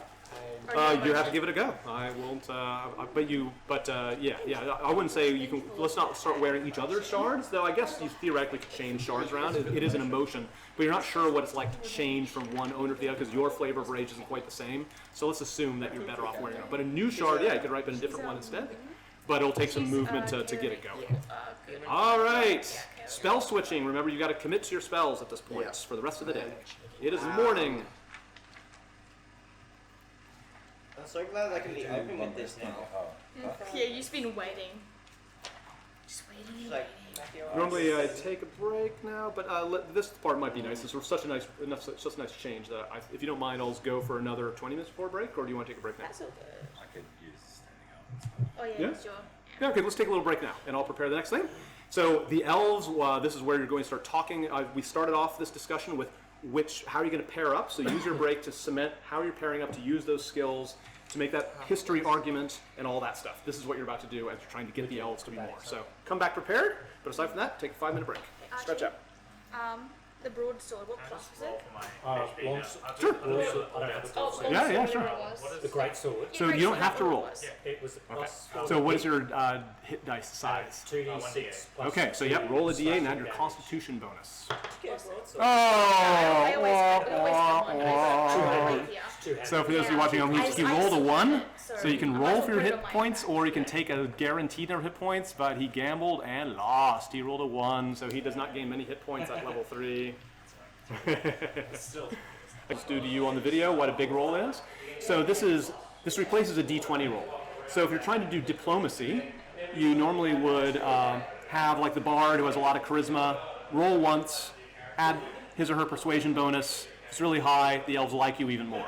That's the idea. The elves, of course, like you, but you want to push the elves to be super loyal and really want to do huge favors for you.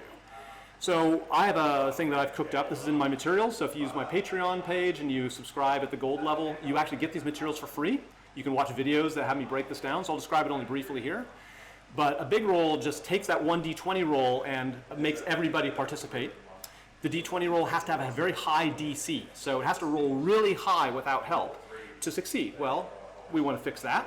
Everybody else in the party thinks of ways to give a little 1 or 2 point bonus to that roll. So I'm going to ask each of them, what do you do to make this argument more persuasive or to impress the elves a little more?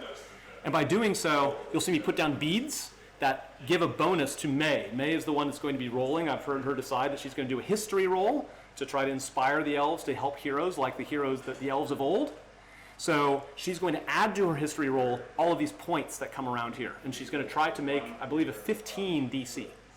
So that's what the big roll is about. So if it's very high, they get super loyal. If it's in the middle, their loyalty stays pretty much as you expect or moves up a little bit. And if it gets too low, they actually grow cool, so they offend the elves somehow and they become less of a resource.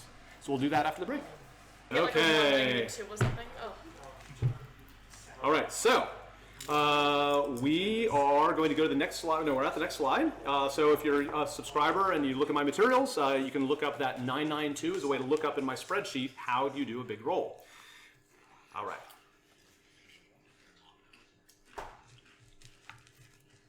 Wrong section. Okay.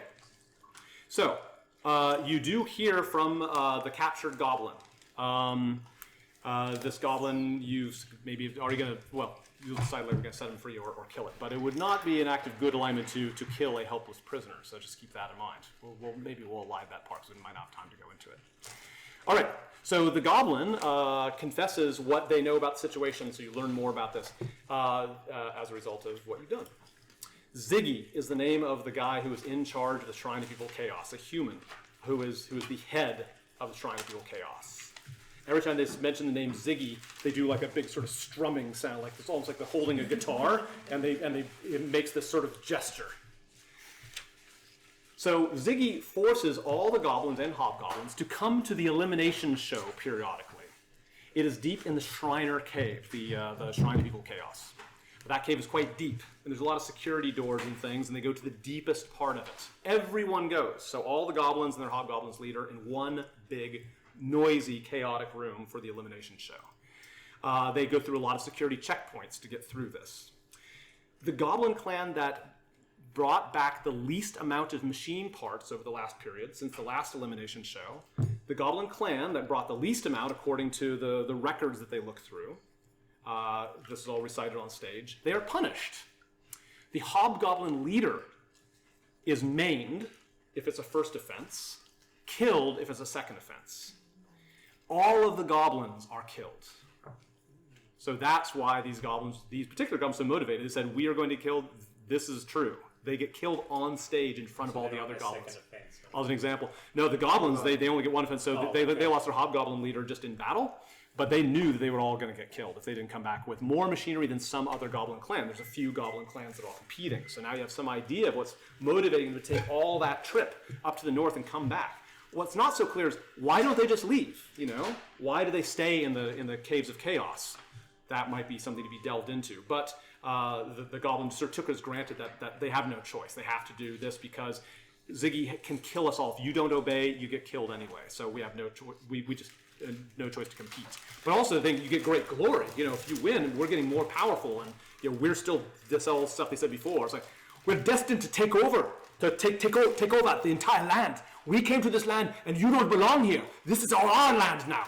And we're going to multiply, we're going to kill, and we're going to cut things down. And the world turns to hobgoblins, who will keep on spreading. So this is what the goblin is sort of ranting and raving about as this happens. This is the goblin MO. So, even though they're doing what Ziggy says, they have hopes for doing even more. This doesn't seem to be someone that you can convert to your side, let's just say. Right.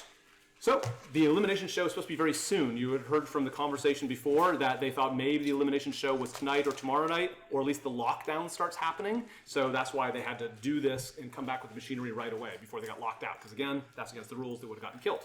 So now you've learned a little bit more. So this makes you realize that if you want to be clever, you could get deep into the Shrine of Evil Chaos as everyone else comes to this elimination show. As heroes, you feel like, look, yeah, you could strike at them, but there's a bunch of caves, a bunch of defenses. Taking them out one at a time sounds like just a bunch of death traps. But there's this one big, chaotic show. Everybody is rushed past the security checkpoints. Everybody's in the same room, and there's a lot of tension in that room. You think, as adventurers, this is a lot of possible edges. Can we get them to fight against each other? Can we take one of those chunks of Ziggy's people and distract them, or keep them out of, or shut them into that room, or at least just they're all packed together and we have area of effect spells? Your heroic mind thinks that this is the time to strike. If you're clever, you sneak your way or somehow clever your way into the Shrine of Evil Chaos, knowing everything you know about the reds and silvers, because you know what these guys are. They all believe in red and silver stuff. You've learned a lot about the reds and silvers. Try to get your way in. Once you're in there, you'll find some edges, and that's something I'll cover later on. It's almost like a heist scenario, and this is the climax of Season 1, is taking out Ziggy in the Shrine of Evil Chaos, disabling it. It's going to be like a heist where you put together a plan, and each of you has a different part of the plan to come together, but it's all going to come together in this final room. So that's when you want to start keeping an eye out for. What would kind of help you diminish the danger and increase your chance of success at the elimination show? Make sense? Yeah. Okay, all right. Now, you're talking to the elves, and the elves are open to you selling them on, hey, do more than just feed us and have us stay here, join our cause. If you do well, then you'll get things to help you very substantially. At the very least, you think that unless you blow this, you'll at least be able to trade with them. You'll be able to sell things for a change, which I'm sure is a relief to many of you.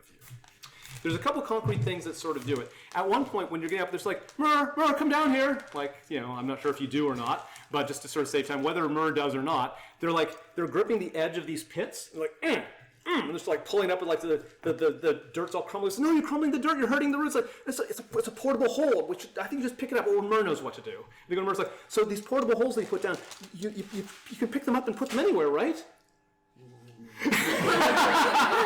Myrrh either realizes or reveals now that no, the things on the cloak of many things, there are such a things called portable holes. They're very expensive items that you can lay down and pick up. And the elves just assume these are portable holes that would take away the damage. They don't actually damage things. These are permanent 10-foot pits that just appear, and then they're just pits like anything else. Like, so like, that was right next to the tree, and like all the roots of the tree, they're just completely freaking out. So That's not reminded of the Gothic line like that. So that's a bit of a disadvantage, and I'm going to represent that by a couple.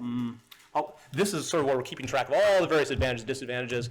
I'm just going to use chips to represent problems. So this is going to be a -2 on. No, it's going to be a -1. It's going to be a -1 on your eventual convincing the elves to be good. But hey, these pits, they look good. I think they're fine. So you are talking about what tactics. May, you've decided to be the one to argue from your excellent history, which you have advantage on. It's very rare for this big role to have advantage. It's very hard to get advantage. You all can get advantages by sacrificing things. May wouldn't be able to, but because she rolled a 20, and she's been reading about Nyladel thanks to that 20 all her life, she gets advantage on this roll. Still, overkilling it is great. The DC, May, that you need to make is a 16 to start to succeed. That's the middle success, is a 16. What is your history bonus? +2. Okay, so it's going to take more than just that to have a good probability of success, and that's where you all come in. You can't use plot points on this, by the way. This big roll, because it's too powerful. So all of you, yeah, okay. Nobody else needs a plot point as well. And you can't make a sacrifice, as I said. So others can make sacrifices or just smart moves to increase that, because now I'm going to put beads down, and these are going to be things that give May a +1. Each bead is a +1 for May. You've paired up. Who has got, who's a pair that's ready to go to add to May's argument or add just thrilling the elves? It doesn't matter what order you're going. You're the one with the idea, so you lead the way. Yeah. Sure. Sure. So we, both being elves ourselves, decide to speak to the elves about religion to share all of our religious thoughts and understand their religion and Yeah, good. Roll religion. Very good. Now, when you do this, you can juice up your rolls in some couple ways. One is just citing a world fact, like, oh, well, we're elves, they're elves, so I'm just going to give you a +1 off the top, right? Elf and elf, right? So you have a +1 on each of your history rolls. Cool. You're doing. If you chose to say, no, we really want to help out May as much as possible, either of you could sacrifice a spell slot, and does that have to be both of you? It has to be both, because you're unified.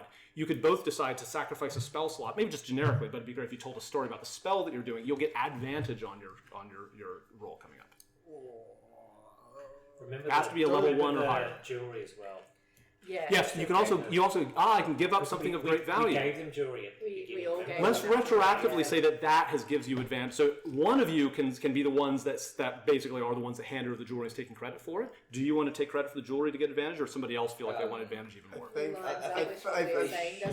think we've got like a high enough bonus. Like what you've got like a high bonus, like Yeah, +5. yeah. I've Yeah. got +5, so I think we Okay, should say good. So you're leaving the advantage for someone else. So remember, you about to roll that you're the ones that mentioned the jewelry. That's a great sacrifice of great wealth. That gives you an automatic advantage on one of the supporting rolls. Very good. Okay, so the two of you each roll history with that +1 for elf. Religion, that +1 for elf, talking about the way the deities support this action. 16. That one. Ah, okay. Luckily, we're taking the higher of the two. You become tongue-tied, and that one means you have a permanent disadvantage talking about elf. There's something about elf religion that just kind of sticks, you know. So Failed it at school and he just can't. yeah, so yeah. You say convincing wood elves, that's fine. Yeah, so convincing wood elves about religion, you have a natural disadvantage permanently on that. Some sort of something in your past, you have a mental block, or you just always had contempt for it, just never fit into your head. However, you did better. What was your roll? 16. Okay, 16. So as you're contributing, I'm looking for a 15 or higher, so you barely made it. That means you get a +1, and I'm putting another bead here. So there's a -1, now +1, building up on May. That's the first pair. See how that works? Building up on my +2. Yes, exactly. So you'll do your history, and you'll even be able to think of one world fact that you can mention as well, so you get an extra +1. So think about what sort of thing you want to do. I can do. What's another pair? Okay, I think we can I've do got a. +5 on it. You went to they saw you cast a radiant spell that made the bushes gleam a little bit more Oh, alive. I like So that. I go over to the elves with my mistletoe and my staff and with all natural fibres on and Fully organic. one flight hair. Walking up to them and I cast Goodberry and start hanging out. Oh, very good. Is that a level 1 spell or That a is a cantrip? level 1 spell. Woo! Yeah, Fantastic. Yeah, great. So I take that spell slot Yeah. and I also show them the spiked growth Yeah. that they were looking at that had incapacitated the goblins, but also, like the pits, had created a space that they can't enter, Yeah. and it dispels. Okay. it goes Oh, back I to see. It normal. all goes back to normal, ignoring that the pits don't go So back to normal. hopefully, Does it do to the pits too? It's like, no, it doesn't. But still, they're like, okay, they appreciate that. Now you've sacrificed a spell to work as a pair. Do you have a spell to sacrifice? Because you should both sacrifice something to get advantage. To keep this, so because we're using twice as many people, we need twice as many sacrifices to get this some done. sort of healing spell. Yeah, you can maybe heal a wounded elf, anything, a level 1 spell or higher, or give up something of value, like at least 5 or 10 gold pieces. If there's something you give up. And the third one, you can just use the jewelry as your advantage, or you could use the jewelry. Even healing word. Yeah, sorry. Yeah, healing. I Sure. look for it. Maybe make it as I mentioned that I worship a nature goddess. Yeah. And I try to use her. Very good. Very good. And then I use Yeah. We're gonna land out and then be like, ding.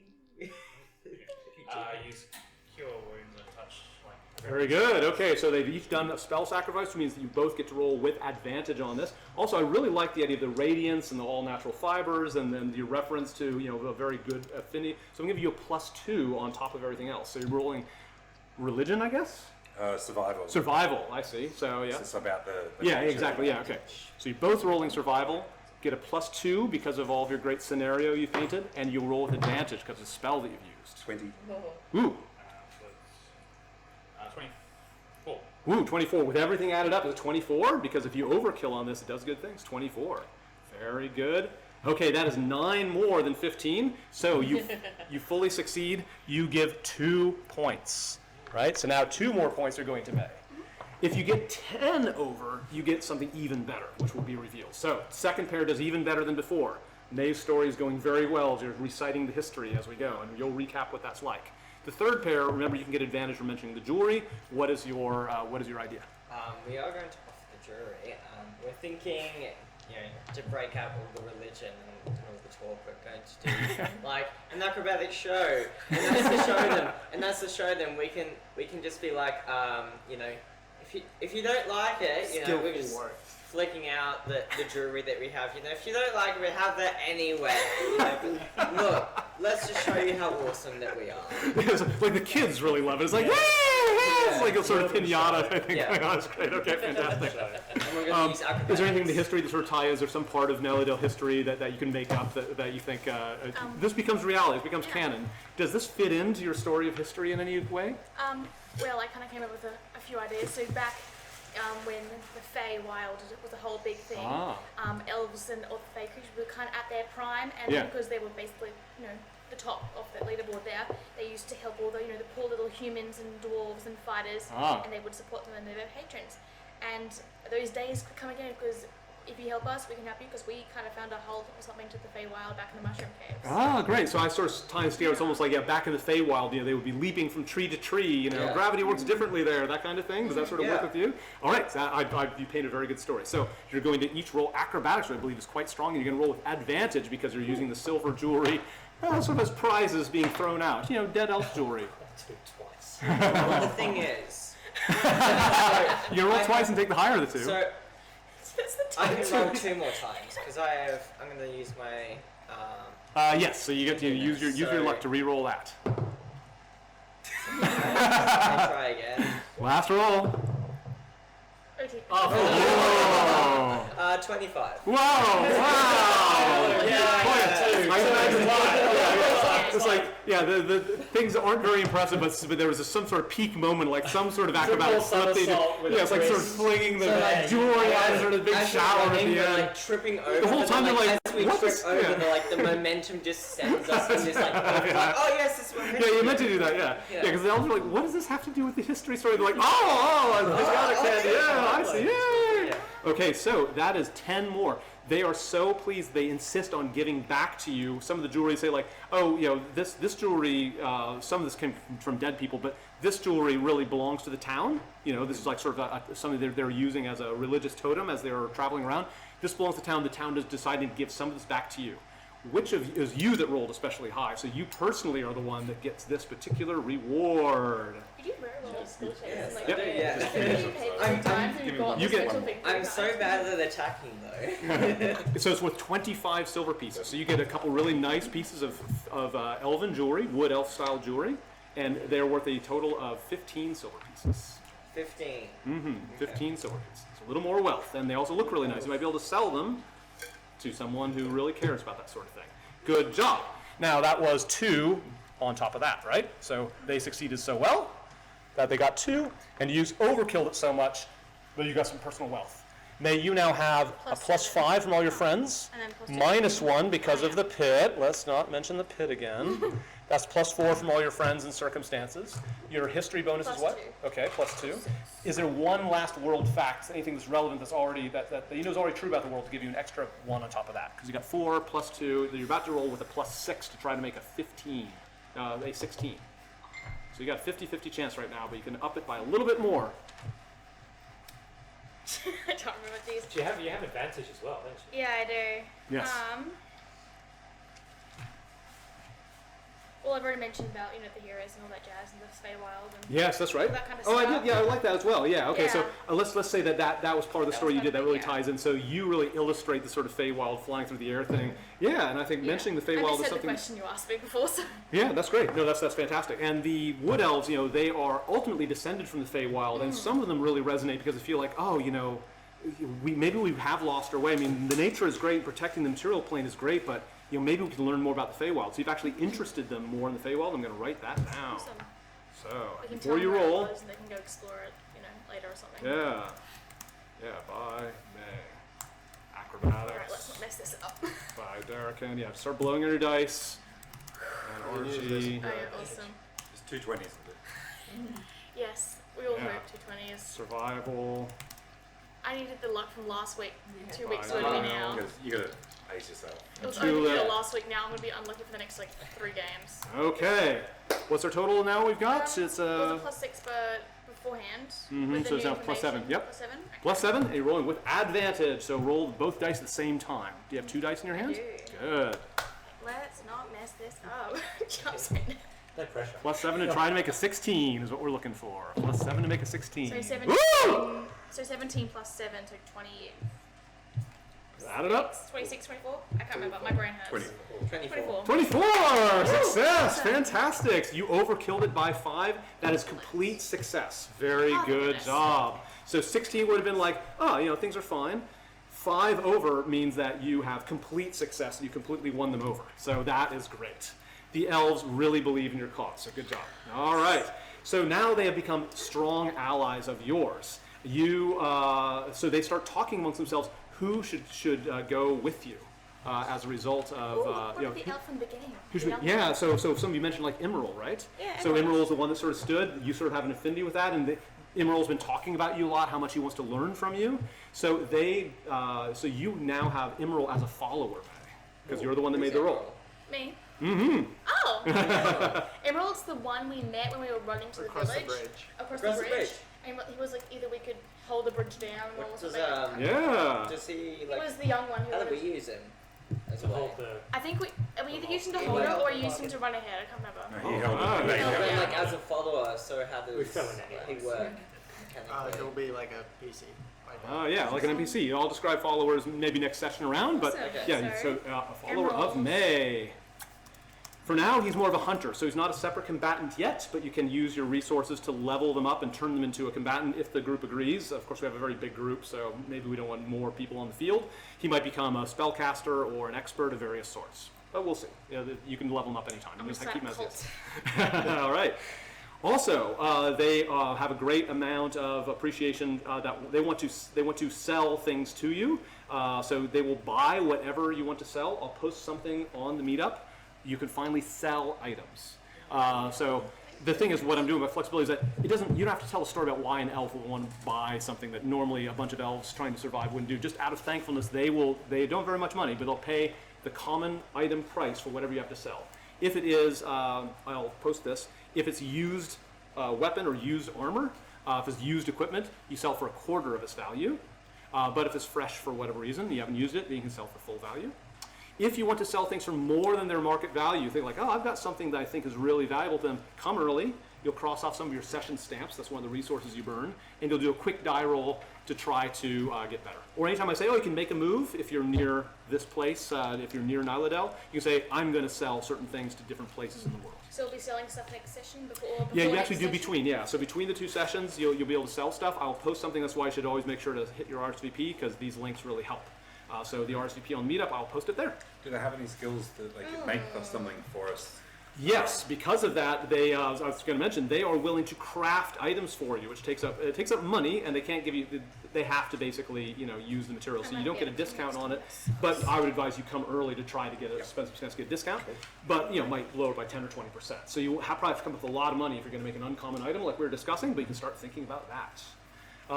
And they're going to ask other elves in the area, they like you so much that they're going to start networking among other elves, and they're going to eventually find a spellcaster who knows how to cast your thing.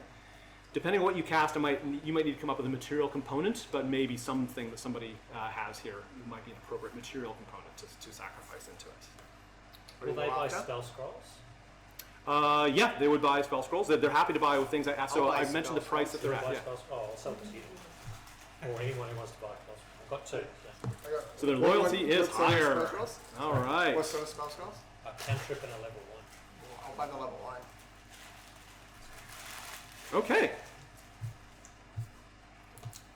So I have to move on from there, but remember, you can do so buying and selling thanks to your great success.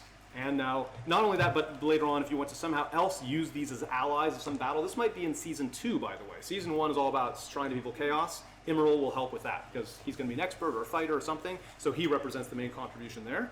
Maybe you'll find another way to use them in Season 1, but they're also going to be very useful in Season 2. These elves will remember your party. And Season 2 expands the world greatly, and having resources like this is what it's all about. Okay. And again, you can come early to do special stuff. I've got something really interesting to reveal in the process of all this. You have always had, and it's really amplified since you've been ripening shards or carrying shards, ever since you saw shards, since you went through the silver crack, this has been growing. This fight really elevated things, getting a higher level elevated it. You have this weird way of kind of sensing what the others are up to. It almost feels a bit creepy. Like if you can kind of get a vague idea of what they're doing, and if you decide to concentrate on it, it's almost like a dreamlike view of what they've done or recently done. It's not quite like a video screen. It might be a bit time delayed, so you can't use it as a telephone or to send messages. But you get an idea of what the others are seeing and feeling and thinking of. Somehow you're tied together in some weird way, and you think it has something to do with chaos shards. You get an interesting signal about Myrrh. Hi guys. Myrrh has separated himself from the group, and he's sitting there with his beautiful robe. What kind of dark past do you And have? as you're sort of eating, again, this happens with maybe you don't have much time delay. Myrrh pulls out a red mirror. Oh, the It's a full red mirror, not a piece of one. It's got the iron chains and stuff hanging from it, surrounded by sharp iron bits. Yeah. He's looking at the red mirror and he says, "You called?" And the Chain Devil's face appears. It's like, yes, no, I'm so glad that you answered my call. Ding ding. Now we know where the road came from.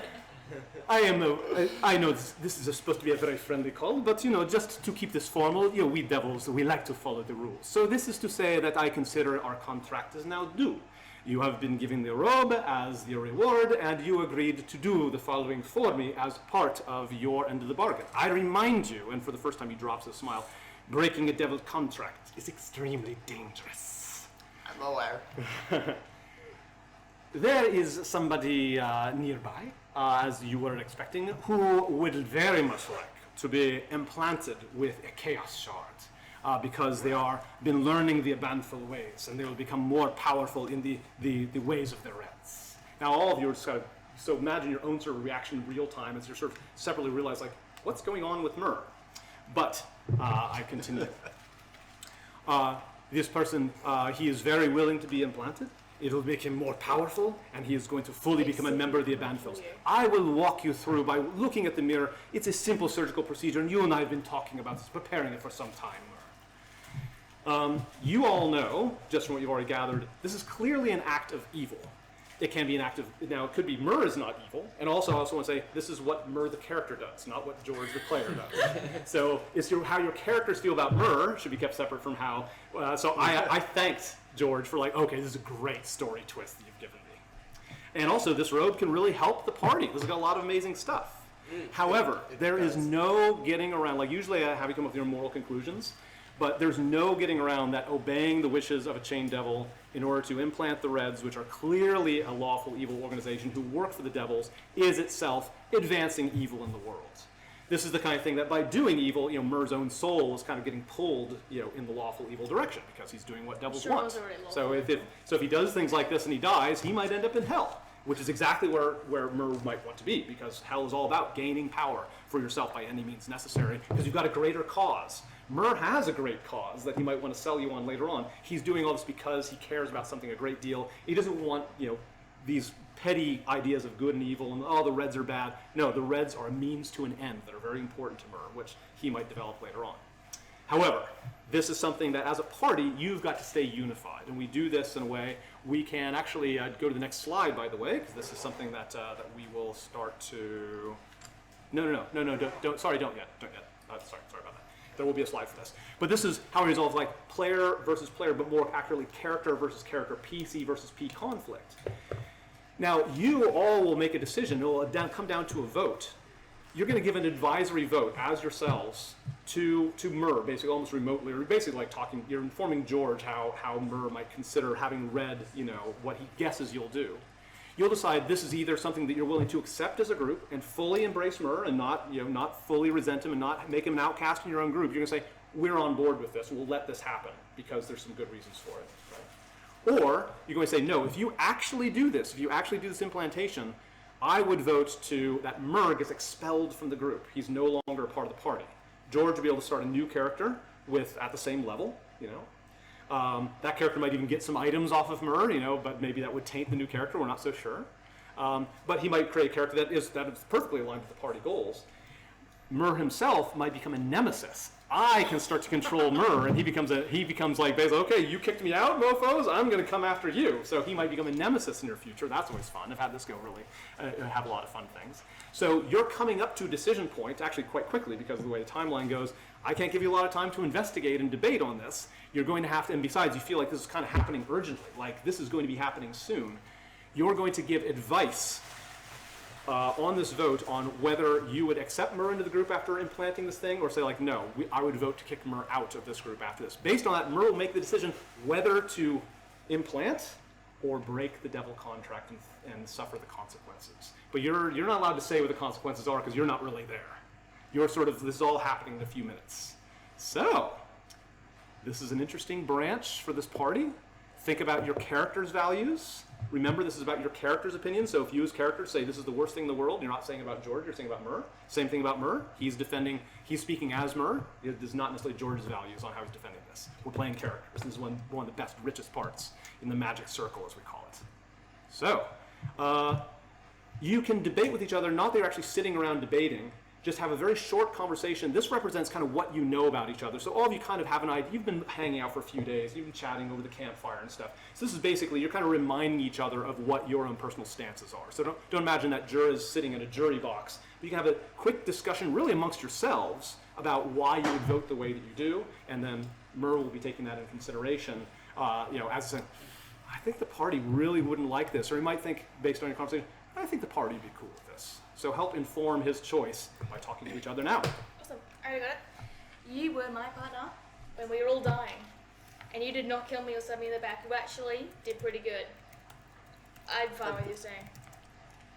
Or May's fine. We are coming into a big battle, as previously said, and we need as much might as we can get. And, Okay. Yours has got to be short, right? Yes, you can't talk more than anybody else. That's good. Finish your point. and we almost died, a few of us, in that smallish battle compared to what we're going up against. You can always kill the guy you implanted into. So now you can move to the next slide, video operator. I'm happy as long as it doesn't affect the rest of the team, because that's what Derek mostly cares about. He's happy for you to do whatever deeds need to be done, but killing other party members or just obstructing them, he definitely won't like. So he's like, you have to be honest with us. That's what he's saying. As much as you can be. Yeah. So if he makes this decision, because he won't have the opportunity to really come, he's deciding right now, sort of before you're there. If he on his own made this decision, would you vote to keep him in the group or kick him out of the group? Mur. Keep him in for now. But warn him that you got to Yeah. be straight with us in the future. Yeah. But, yeah. No more secrecy. Tell us straight up. And you can stay. Okay. You don't get to answer each one, so you can break in maybe 3 times during this whole thing. Okay. Anybody else got something to say? I mean, you don't have to say, but you can just privately vote. Like I'm not going to be convinced any other way, or I'm not going to bother convincing anybody. But if you have something to say to influence each other, say it. So being as perceptive as I am, and noticing what you've gone off to do, not being able to hear what you're talking about, but maybe catching a glimpse of a red mirror. So I'm thinking, Sure, yeah, you can see that so in mine. I still have a red mirror, a shard of red mirror, so I know what it's for. So I've got an idea of who you're talking to, but who you're talking to isn't in league with the goblins. The goblins are the ones that attacked my village. So I would be willing to hear out what you're actually going to gain for this, to be able to get rid of the goblins, which is really Gale's main concern. So if I could get an answer as to what you are getting from this, how it's going to help. Yep. So you get to speak Oh, it's 2 just more the- times. So you get to make 2 more little miniature sentence There's speeches. a So lot it's of your second of items 3. on my cloak. Alright, that so the help cloak's us. going to help us get rid of the goblins. I can, sometimes in nature, which is what my character is all about, a hawk has to kill a gerbil for dinner. So sometimes morality is not really a consideration. So making a deal with the devil, as long as it helps to get rid of the goblins, I'm probably okay to leave. Okay, all right. So who else has anything to say? Had this come up 2 days ago, I would have been with you 100%. Like, I would just serving yourself. You know, your own needs come before others' needs.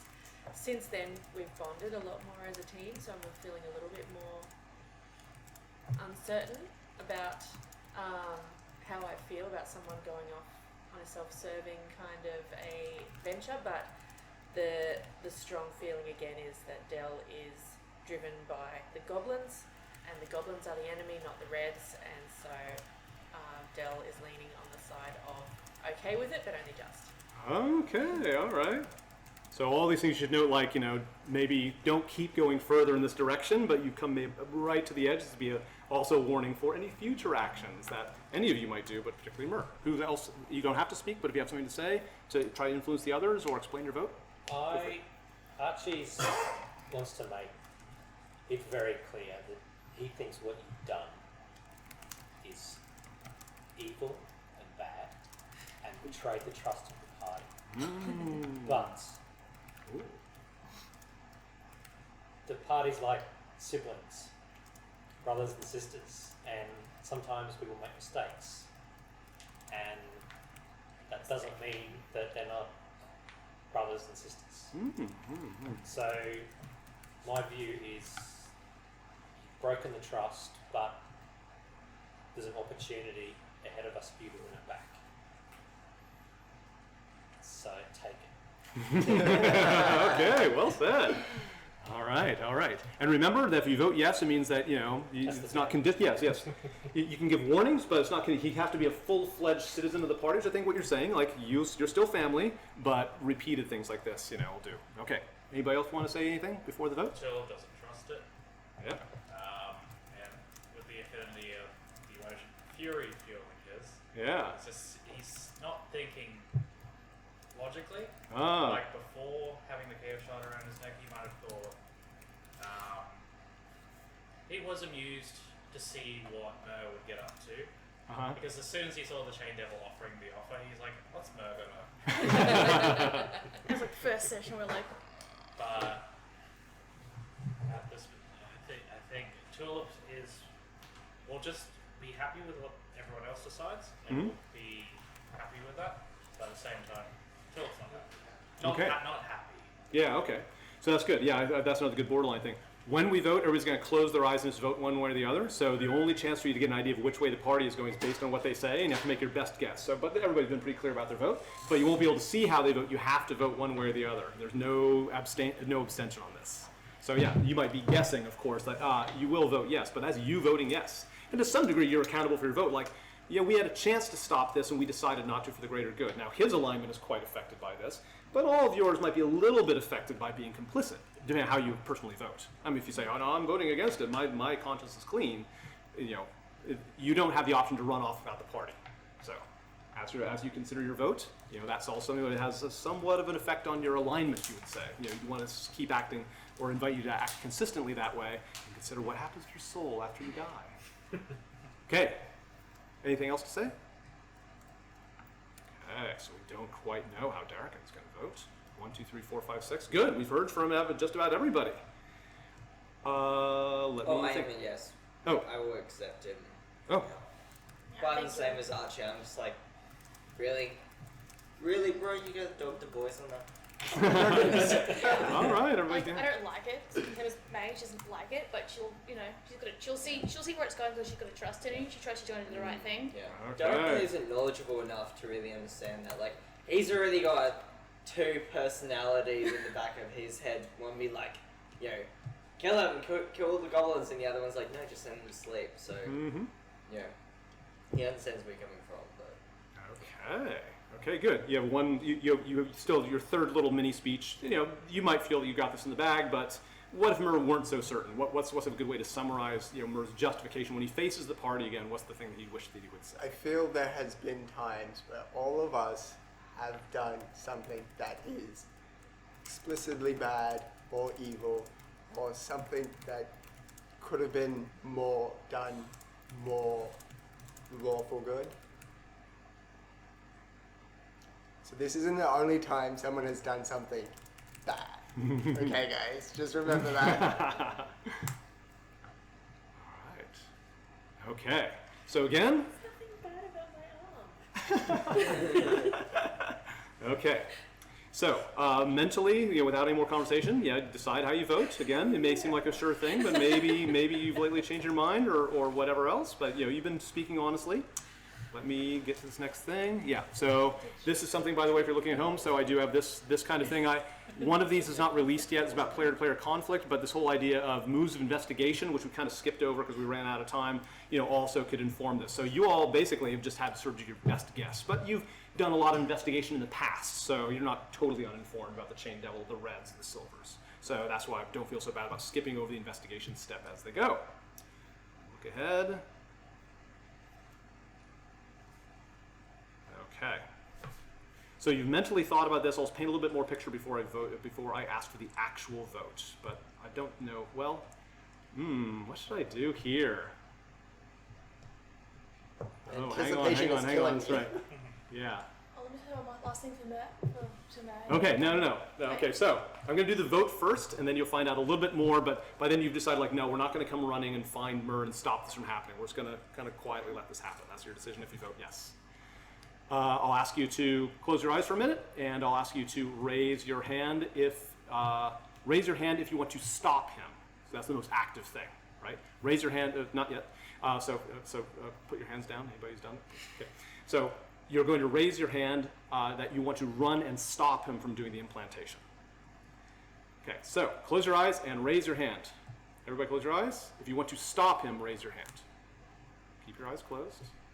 Okay. I've counted up. Open your eyes and see who voted for what. Keep your hand up if you've got your hand up. Okay. All right. Tulip has the most misgivings, but the party has decided collectively. So just like with any vote, I invite you as a role player to say okay, for the good of the party, everybody stays unified. I didn't agree with the decision, but we're still a team. Now you might decide nah, screw it. I'm going to leave the party because I'm not going to be with the party that votes this way, and you make a new character, right? Maybe you wouldn't become a nemesis, but you become like a crusader. It's this is an evil party, and two of them are going to start chasing them down. That's an option that you can always do with this sort of split. That's up to you whether you do it. All right. Double whammy, losing our healer and his guy. It's like I hear myself now. You see the following just through this, but it all happens too fast to do anything about. You see it in real life. You are instructed by the devil to go to a certain place in the forest in order to find out who is going to come to be implanted to satisfy the contract. Emerald walks up. He's like, I reckon this is a surprise. I've just felt very strongly that this village is being led the wrong way. My dad, he's weak. He doesn't do things the right way. We're in a dangerous world. My mom's, I think, kind of in control of things. She's talking to this old elf from the forest and got all these ideas in her head. My mom, there's elves of all sorts, right? My mom, I think she goes to visit the drow. The drow are to the south of here. And my mom said that she's got drow blood. Now, I don't think it's drow blood in general, but I think the old drow ways are coming to the fore.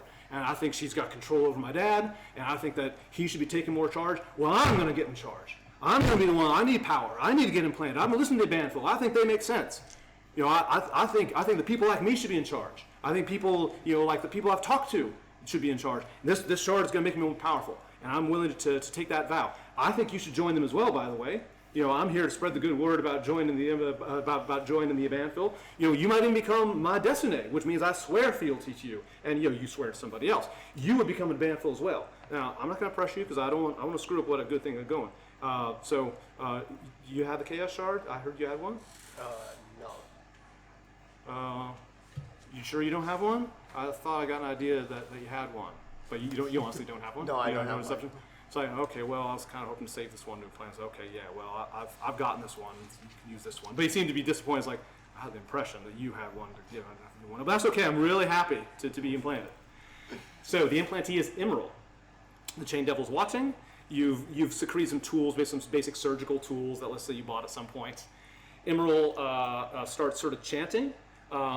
He shivers even though it's not cold. He shivers as if he's sort of in the cold. He's sort of concentrating on things, and he's sort of muttering things to himself. Later on, you figure out it's like the Abanful tenets. They're about domination. They're about creating order, fighting the demons, supporting the devil's agenda, and being absolutely loyal to who you swear is your destiny. And he says he's ready for that, so he's sort of murmuring that to himself. The devil, he opens up his shirt. You know that you're supposed to cut into him, and you use the sort of like tweezer sort of thing to stick it up underneath his sternum and nestle it right next to his heart, which you realize, it's a medicine check they have to do. Hopefully you won't kill Emerald in the course of doing this, or damage him very badly. Yeah, that's... You still have agency, though. The devil is like, now is the time to fulfill your contract. You could decide, after all this, having some idea of how the party votes, but maybe you'll decide differently. Decide to implant him. If you don't implant him, the devil will immediately find you in breach, and there'll be consequences. And you know what the consequences are. No, I'll implant it. All right. So Murr decides, I think the party is, I think they're going to understand. Even though he didn't talk to you personally, he kind of got the vibe from being connected to you. It's like, I think that if I really, I feel like they'll understand that we're going to be in more trouble if I don't do this. Okay, sure, there's that. All right. I'm all for this now. It's awesome. Okay. I'm so stressed. You cut Emerald open. He's trying to use his discipline. Like you can tell, he's holding on. Again, he's sort of shivering like he's cold. He's concentrating on things, and he says, "I'm ready." And the devil says, "Do it now." So do a medicine roll. 10. Emerald gets quite badly hurt. I will look up his sort of if he's got strong constitution or not. Emerald loses so much blood that he goes unconscious, but you've inserted it correctly. So the good news is you didn't lose it in there. The bad news is that he's just pouring out blood. He's basically at 0. Now roll to stabilize him. This is a medicine check, but it's only got to be a DC 10 to stabilize him. But we'll see what the dice do. What's that? 9. Medicine check again? Yep. 12. Okay. You stabilize him. He is unconscious, but alive, at 0 hit points. You don't have healing spells or a good berry. I do have a good berry. Okay. All right. Do you shove the good berry in his mouth? He's up. He's like, I've done it. And he stands up, and he already looks stronger. He's like, yeah, fuck yeah! He pulls out his short sword that he's had, and he just yeah, come at me! So he's going at he's just doing this his blood race, oh, I'm strong! Come on, I want to take on those goblins! I want to kill a goblin! Come on, take me on! He lunges at you. Come on, let's spar! And he swings a sword at you. But he's very weak. He does with a 12. Is that higher than your AC? No. Okay. You can attack him back. It's like, come on, take me on! He's swung a sword at you. Is this a serious attack, or is this You don't know enough about it. I mean, he just seems like he said, let's spar, is all he But let's spar, okay, yeah. Yeah. Okay, go ahead, yeah, roll. Yeah. What's that, 18? 18, okay, what are you attacking with? Short sword. Yeah, the short sword. So you use a wizard. Come on, wizard, you gonna cast a spell on me? He's like, nope. Sword, and you cut. It's like, ah! He falls over. Of course, he's only 1 hit point. So now as he goes down, he's unconscious again. He's like, okay, you made your point. He falls over. Stabilize him again. So he's unconscious and bleeding out again. You go ahead and do a medicine check. Ooh, 6. Okay, 6. He's taken 1 death saving throw. Okay, roll again. No, doesn't count. Got to be on the table on a flat surface. 18. 18. You stabilize it again. Do you have another good berry? Yes. Well, you can choose to use it if you like. Yeah, I'll make sure it stays up. It's like, all right. I was not expecting you to hit me with a sword, I gotta say. I'm used to the cold. I've disciplined myself. I've stood in cold lakes. I've rolled around in the snow, and I thought you'd be him with that ice dagger or something. That's okay. Hit him with a sword if you insist. All right, jeez. So he's like, well, it's supposed to be a secret, but you already know, like, I have a feeling that the party knows. And he's like, oh, well, can we trust him? So you have this sort of conversation like, well, I don't know. I thought I'd be able to keep this a secret. You know, I thought it was just between you and me, bro. But you'd have to explain to him that the party probably already knows. It's that we've got like a link and they sort of know what's going on. Okay. All right, so we will see in the future. He makes that, he kind of goes dark. He's like, oh, I think that's going to be a problem. But all right. I mean, you're not my destiny, but, you know, you're my, I'll still be following May. It's like, is May really a good leader? I mean, that's the thing. It's like, yeah, I know she killed a lot of goblins. But, yeah, it's like, I mean, you know, isn't May going to turn to be like my mom? Like, you know, is May really, shouldn't you be in charge? I should, but I'm This trust thing, you know, we had this conversation, don't you? hey, you guys aren't here, so it's like May will not hesitate to swipe you. Yeah, that's right. It's like, all right. I might say, you know, I respect you, man, but, you know, that just might be a problem, is all I got to say. All right? So, we have taken a good turn on the story. When you come back with Emerald, does anybody have something to say to him? I mean, I know you sort of summarized your vote, but is there anything additionally that you'd want to say as a result of this? And also, we can open as players like, wow, this really disturbed me, or this is really dark. You know, as a player, I like it, but my character hates it. Or as my character likes it, but as a player, I feel really disturbed. Like, this is really weird. Anybody want to open up on any level? I'm going to warn him to be careful about what he's doing. 'Cause while the group me or Emerald. both of you. I'm going to pull you both aside and goes, okay, listen, what you're doing could go bad really fast. What you're messing with can go bad really fast. What you've done so far isn't that bad. It's not great, and it's definitely a step in the wrong direction, but it's nothing that can't be reversed. And, you know, I trust that you're doing this for the good of the party, and I trust that you're doing this for the benefit of yourself, and you're not going to go down too far down the wrong path, because I will not hesitate to swipe you, to like snipe you from a tree, or something like that, you know? Okay. All right. Who else has got something to say to Mur or Emerald? For Derek, and I'm thinking he's gonna say, one side of me likes what you're doing, Oh, likes the chaos. Yeah. But then he turns to you then, but the other side cannot stand your presence, and he lifts up his hand and it just sets in fire, and he just holds it back. Goes back down.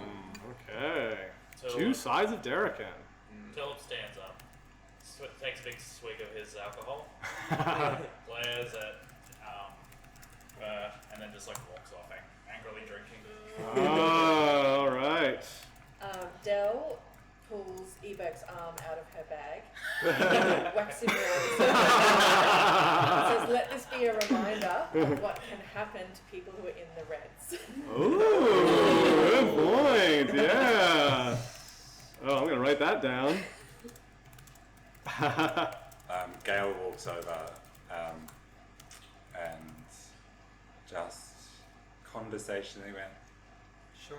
Oh, so what's left in your contract? Nothing. That was the end of the contract. That was that contract. And where's That contract. Emerald That going? contract. Is there a possibility of you asking for more? There is a possible. You know, I said Like the you contract had a possibly lot of different clauses. He had some opportunities to, like, sort of, I want to figure out the loopholes. You're not sure if, like, he can. Now, you know that it had to be a willing, so it had to be a willing target, so he couldn't just foist it on somebody. It only works if they're willing. But it's not clear to you, thinking of the contract, whether he can repeat this request, like you're going to keep doing this, or once one and done. You're not sure. So, I asked. So, yeah, you asked. Is that it? Pretty sure that's it. It was only pretty sure. And you don't actually know. I know, or I've rolled it basically to see what it is.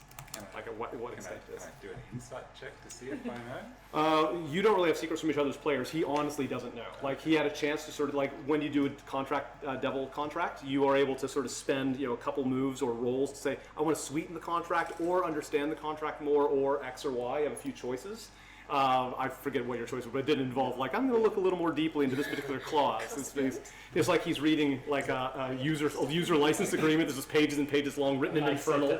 With sort of like an English, what they call gloss next to it. It's an English interpretation, like a good faith interpretation of what the Infernal says. But the Infernal is the law.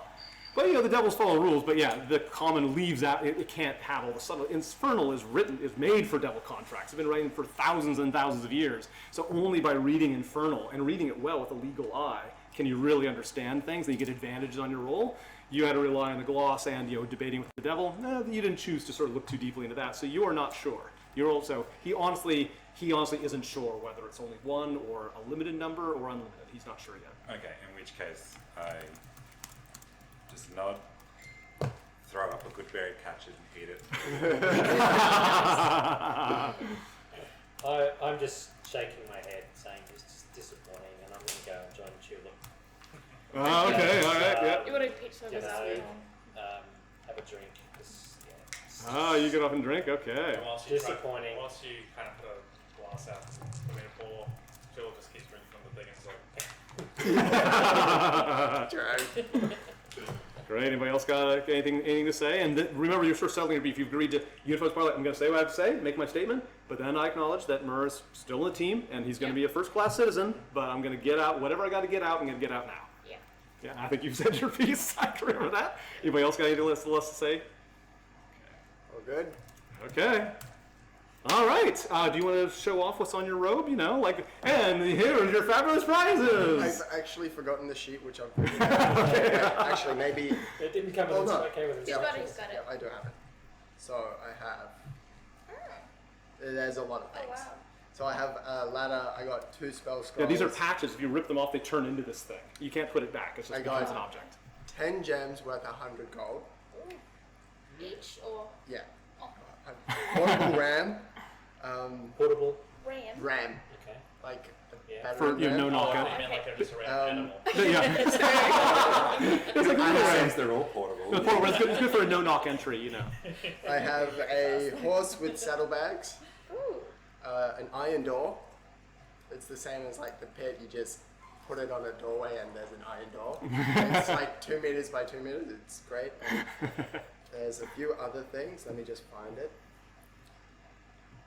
So you can't put them back on. No, I can't put them back on. And There the are two. door, credit doorway in a wall. No. Just Yeah, there's a powerful thing that does that exact thing, but no, this fills up a It doorway. fills a doorway. So like a But it doesn't have to be chase exactly box. doorway shaped. It'll sort of conform as best it can to still be reasonably door 2 shaped. So. daggers. 2 bullseye lanterns. 2 steel mirrors. 2 10-foot poles. And 2 hempen robes, 50-meter long, and 2 sacks. So these are all on things, or they just, like the knives? Yeah. Are they extra things? Like you just have them in your pockets? or Oh, no, something, or are they're they like all in the they're row? patches, yeah. Okay. Is this Okay. thing cool? Cloak or robe. Robe of useful items, I believe. That's it. Can you like? And it's can you just choose random, items, like, or is yeah. it random? Okay. It's random. Oh, okay. Yeah, you get some guaranteed. The things they said at the end were the Yeah. guaranteed basic things. Then you roll randomly for the stuff. Like that gems one is a hard one to get. Yeah, when you were there, I was like rolling for things. Yeah, okay, really. It's You were like, just yeah, so he okay. spent some stamps, right? Say, I want to do this deal with the devil. I let it be a secret for one session because I knew kind of a good reveal, but I'll never keep anybody's secret for long. So if you ever tell me a secret, I will immediately say, how do I get you to reveal the secret? Because, like I said, you have a sort of an idea of what you're all up to. So don't plan on keeping secrets like this for long, just like George agreed, like, okay, this is going to be found out. All right, well, hopefully you enjoyed that. And of course, as you saw, the devil's like, if you ever want to do another deal, you can have multiple contracts. And now that you signed the first one in blood, you can do a new contract without coming to hell. This is a breakthrough. This is called chain technology. So the chain technology, you just sign in blood on the mirror itself. So we could talk anytime. Now your friends, they were not wise enough to do. They have to come to hell to sign. But you tell your friends, this is so we have a referral program. We get a discount. We get discount on what we have to do. But he becomes very serious. He says, remember, so he says it almost as if he knows the others are listening, but he reminds you, he's like, our job is to stop the demons. Stopping the silvers from bringing demons into the world, stopping demons from coming into the world. Chaos shards must not be used in any way. I'm very upset about the fact that your people are ripening shards. There's only one reason to make a shard glow, and that is to put it into that stupid visor thing, and when that happens, demons come into the world. I do not like the fact that they're being ripened, but that may be the subject of a new contract. I want you to realize the demons are going to take over everything. You think goblins are bad? Demons are 1,000 times worse, and they will not stop until they consume the entire material plane. So the devils are the enemies of the demons. We impose order, and we do not let what you would call the rules of good get in the way. We have a much more important mission to fulfill. That was his speech.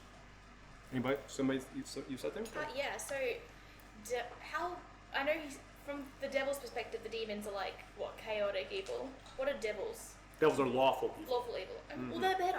They are better. At least it's the law. Okay. Depends if you think lawful is better. I'm not going to leave a few minutes at the end to decide the next thing because if you all agree on the latest hook, so otherwise we'll debate. The logical thing is to go back to the Shrine of Evil Chaos. You want to rewind the way you did. You can kind of travel overland for free. I don't turn into a table adventure if you're just rewinding your steps. You know, you kind of do that for free. If you wanted to travel overland, that's something you can do as a party later on. But you know, I would say again, you're burning with like, okay, the elimination event is soon. The elimination show is soon. So I propose that the next step that you do is go back to the Shrine of Evil Chaos and immediately start trying to figure out how to get in there and join the sort of tumult of the elimination event so you can do this final attack and start thinking of edges, resources to bring into this. But if anybody says, no, we really would love to do something different, speak now and we can, you know, let's move the timeline around. But we can get the elves to work on items for us or something like that. Yes. before we go. Yeah, so if you've got buying and selling, if you want to do crafting, it's best to do your research ahead of time, use the rules as written as best you can. There is a spellcaster here. They might have a material component they need to find. It'll cost whatever it says in the rules as written. If you own Xanathar's Guide, it's a lot cheaper, but you have to actually own Xanathar's Guide or borrow it from a friend who has it. Xanathar's Guide has got cheaper and more interesting ways to craft magic items. This is crafting magic items. You won't be able to just buy one. The elves don't really have them. And keep it to uncommon. Yes, I believe, if we follow what the rules is written, I believe that level 3 you can't expect, I mean, you can't find someone higher than your level to make the item for you, and I believe that would limit you to uncommon items. But you can't afford, rare is like 5,000 gold or something. Yeah. What sort of costs are roughly, or did I believe 500. 500, okay. So yeah, just while you're here together, you might actually convince, like, I have something that'll help us all, and we should spend money on that crafting. Let me look that up I'll for be you. able to help you. No, do you want to buy that He's got spell like, slot? he's got like. Do you want to buy that Yeah. spell slot? Yeah. Level They're the level one. 50 GP? An uncommon item is Do you 500. want that cantrip one? 500 if it's a long-term item. If it's consumable, it's 250 if it's consumable, like a potion or a scroll. 500 if It's 500 if it's a permanent thing. That's the DMG rules. Xanathar might make it cheaper. I don't have that. So my Xanathar's Guide. I wonder how I much hope two Wizards of the Coast is good watching. berries would go for. Yeah, it's just a matter that like these materials cost money to buy. So even if you give the elves good berries, it's not like they have 50 gold. They would have to, yeah. It's not the elves I was thinking. Oh, okay. It's quite enough, but All right. Yeah, so you have to pretty much, you probably need to pool your money. If you have items that you can sell, I just don't expect to keep selling really expensive things to the elves. They're going to run out of money. They're not rich. I'll post that. I think that the elves, you know, maybe they'll be able to buy a 50 gold item. It's really useful to them, but don't expect them to buy all the stuff. I don't have the gold, but if you want, I could exchange it for a potion of healing. Okay, so you might be able to chat afterwards about this. We have one more little thing just to sort of put a capper on this. Yeah. You work your way back to the Shrine of Evil Chaos. As you go back into the canyon, feeling maybe more powerful, feeling more of yourselves, assume that you've had a short rest, but you don't have to do that right now. So you've had a chance to do a short rest before you take off, but don't bother with this, though. Wait, didn't we If this just next have thing a kills you, He's had a long rest. you took a long rest? Oh yeah, that's right, you've done a long rest, you haven't had it. Yeah, nothing's missing. Nothing's missing. So you didn't get into a fight or anything. It's not like you fought some apart devils or from- something that I might have had in my notes. I might have one bludgeoning damage. As you move from bush to bush, you see some dead goblins. I'll pick that back up again. Oh, okay. Ah, good for you. Oh, my bow. Before we, I would Before enforce we that, left. by the way. If that were still drawn there, I would say, nope, you left your bow there. Okay. Because you need to drop your bow. yeah, Yeah. I'll do that. So good. Real quick. I love that stuff. Because I was very forgetful as a child, so I think just getting it out of my system, I say, see, other people forget things too. All right. So you see dead goblins. That's not too much of a surprise because you know the Shriners were killing the goblins with elemental blasts and bows and swords and things. But then you see a goblin that has been ripped open by claws. That doesn't look like any weapon. You see a goblin who has been ripped open. Its innards were pulled out, wrapped around a tree, and then from the blood spatters, it looks like the goblin's then pulled away from the tree to unstring its guts and expired in a very messy, painful, gruesome way. You come across that, like, Delicious. that doesn't, and then the claw marks tell you that this is not what you saw from the red and silver Shriners. This is something else. And then as you try to move closer, because you're trying to make it back to the kobold cave, you come across a smell. It smells like you've smelled a really bad smell before. Anybody got any ideas what it might be before you see it? The rotten mushroom. No, this is The demons. monks? The demons. Yeah. Those dretches that had that Oh, smell. It's oh, that Oh, smell. Right. But it's worse and thick and really poisonous feeling. You come across and they surprise you because they almost look like bushes now, like bushes sort of get up and move. These dretches, they still look a bit like they were, these sort of big, weird pig face thing, but they've kind of gotten more squat and they're dripping with this liquid and they've got all kinds of bushes and leaves and stuff stuck to them. Those of you who are trained in nature realize like every kind of poisonous plant and mushroom has been sort of absorbed in this poisonous gas is sort of going. So, dretches, do you have any ideas why you're coming across dretches? Because they're Right. Jump, release these dredges. Yes? There's 5 of them. Ah, And the okay. ones the other way. That's right, yeah. You So, we should have killed him. okay. So yes, you realize you let 5 dretches go. Now it was a choice, just like anything else. I'm not judging you. You decided like, nah, we could fight those dretches, but you know, it would extend the fight. We're already a bit banged up. Chop is right here. They're trying to escape. Let them can't go. do You anything decided. against that. 5 of them are out, and you do see sort of 5, you know, different shapes of these things coming by. So we're gonna have a quick combat before we end. We have 1, 2, 3, 4, 5, 6, 7. So I'll do 7, 8, 9, 10 beads. Is a Constitution saving throw. If they damage you, you got to make a Constitution saving throw because they are oozing with poison. 1, 2, 3, 4, 5, 6, 7, 8, 9, 10. Split those up. Remember, don't give beads to each other. Pull them to you. Any color is all the same thing. This is the risk that you're willing to take damage with a Constitution saving throw. Also, we'll do the usual thing. We'll be going counterclockwise, starting with you. Just like usual, this is quick combat, you're very used to it. You can use bonus actions in addition to your action. You can use an action to cast a spell that affects everybody, like Bless, if you're early enough in the initiative. If you use a spell that just is a spell, you know, that is just powerful, you get advantage on your roll. And of course, every time that you roll well enough, you'll be destroying beads that could potentially do damage to you or others. Same, anybody got questions about quick combat? Those of you watching on video, I've done this in previous things. You can watch my Patreon gold videos for gold patrons to know how this works. Any questions? So yeah, we'll go around and each of you, remember this is cinematic combat. So this is where you can really interpret things. Just find something that's got a nice big number and just justify why that would lessen the danger. You're either killing a dretch or you're evading the dretch or distracting them, tying them up, doing something that sort of means that they are less able to do damage. Yeah, and like I said, if you use a level 1 or higher spell slot, you can get advantage on your roll, or maybe it's an area effect spell, you have a chance of hitting multiple ones. Does anyone remember what they were resistant to? Yeah, Was that Piercing the- and Sorry? piercing and what's the S one? Hang on, sorry. Slashing. Slashing. Yeah. So Yeah, I yeah. can't do anything. They are resistant to that. Are Yes. And possibly more. than And just the yeah, ones yeah, I they took seem down. to have evolved like a Pokemon. You're not sure if they've got more Yeah, resistances yeah. than before. Have to guess whether that's the case. What you gonna do, Gale? Okay, so Low dexterity. around a dretch and in between all of them, if I can do it, I'm going to again cast Spike Growth. Okay, all right. So that is let's call it both an area. Yeah, so you can use it as an area attack to try to get multiple ones, or you just have advantage on really killing one. So I'll do you want to focus on killing one, or do you want to have not an advantage, but you can have a chance of killing surround 2? one and try and kill one. Okay, try to kill one. So roll So an advantage he's to a kill chaotic one. creature, Yeah. so I figure he's going to try and run out of it Okay. without. All right, yeah. Attack with Good idea. So just do your spell attack bonus. So everything is always just a d20 plus something, even though normally it'd be a saving throw. You're just using your spell attack bonus in this case, because we're simplifying things when we do quick combat with advantage. 19. 19, yeah. So not only do you get it, but you beat it by, if you beat it by 7, you're able to take out 2, but the DC to hit is 13, so 19 is not quite enough. Oh no, plus 8. So if you overkill by 8, you take out 2, but normally I would reveal a whammy. These things are resistant to slashing damage. However, you rolled with advantage, use a powerful spell, so you kill it anyway.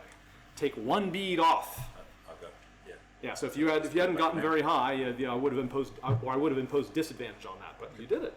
Okay, so yours, somebody else's. That's one less threatened from the dretch. It Next was is you. piercing damage for that, but they're Sure. They're resistant to all kinds of So they're resistant to all kinds of sort of material damage. cool. Well, unless it's magical. Oh, magical. Maybe that counts as magical. I think the spikes are ordinary. I think magic cast, but they're not magical weapons. Yeah. But go on. So I am going to cast Magic Missile All right. at level 1. Okay, so you're making a sacrifice. Again, you were able to, so this is something where you hit multiple targets. So I would say just, you can again, roll with advantage to have a really great chance of killing one. But if you don't roll with advantage, you still have a pretty good chance of killing more than one. Okay. And this is with my spell Yeah. modifier. Yep, use your spell attack modifier. No magic missiles usually automatically hit, but we're just keeping the cinematic and simple. 12 or 12, okay, so 17. 17, all right, that is enough. You take out 2 dretches because you've used that. So take out 2 This one beads. and- You can pick somebody else's if you like. 3. Take one of those as well. All right, so you help out Tulip by taking one that's threatening Tulip the most, and Tulip is your turn. Okay, I'm going to cast Sacred Flame. Okay, yep, that's a cantrip, that's fine, and that you're rolling with that, yeah, and also if you tell a great story, it might give you a +1 once in a while if it's super creative, but I know Sacred Flame's a good solid one, so let's just do that. Go ahead and do that. The spell modifier. Yes, use your spell attack modifier. 15.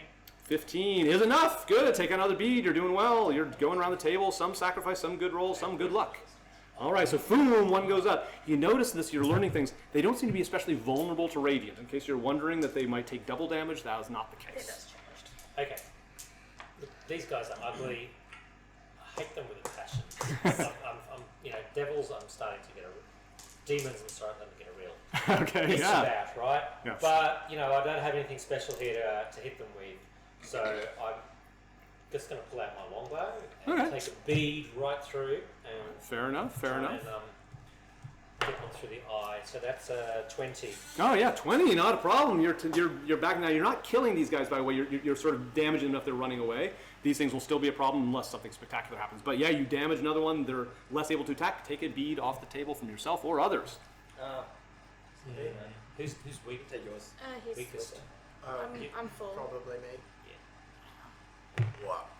Okay, good job, Archie. Man, a lot of good rolls Sorry, here. Just a question, sorry. Yeah. Even though they're resistant to certain types, so certain types can still damage them? Oh, sorry. Your arrow, you got to roll twice and do a disadvantage. Sorry. No, That's no, okay. That's okay. Even better. Yeah, even better. Okay, yeah. Well, I was So it's just 13. disadvantage on it? Yes, yeah, you roll. Okay, It's cool. Still get the secret that you reveal is that ordinary stuff is disadvantage. He focused everything on one, so it nullified that disadvantage. Okay, awesome. So What for are you gonna do? myself, I'm actually gonna use the goblin corpse in this. I can see it's like strung up. I'm gonna let one chase me, and I'm just gonna be like yoo-hoo, and as it chases me, just back away and kind of like run it around the tree, like go under the intestines. Yeah, trying to get all tangled and distracted, like biting at the guts and things. But basically, okay. like exhaust it, make it Sure. waste Yeah, its well, you're gonna time. tie it up. So you can. What skill do you think you're using there? Well, I'm thinking of like dancing around like the Acrobatics? corpses and all that. Yeah? Dancing around the tree, so I'm gonna use acrobatics. So you're swinging from the guts like you Yeah, did. yeah. Sure, that's very colorful. I'm gonna give you an extra +1 on this because this Okay. is just Alright, we'll too try. gross. +1 on top of your acrobatics. That is a 24. Woo, a 24. That takes out 2 of them. You get 2 chasing you around and do so well. Take 2 Nice. beads away. Very good job. Man, you are really And who reducing else? things. Take one of these from Julie. Do you still have yours? No, Wait, still around. You good on con? Okay. Fine. Great. Good work.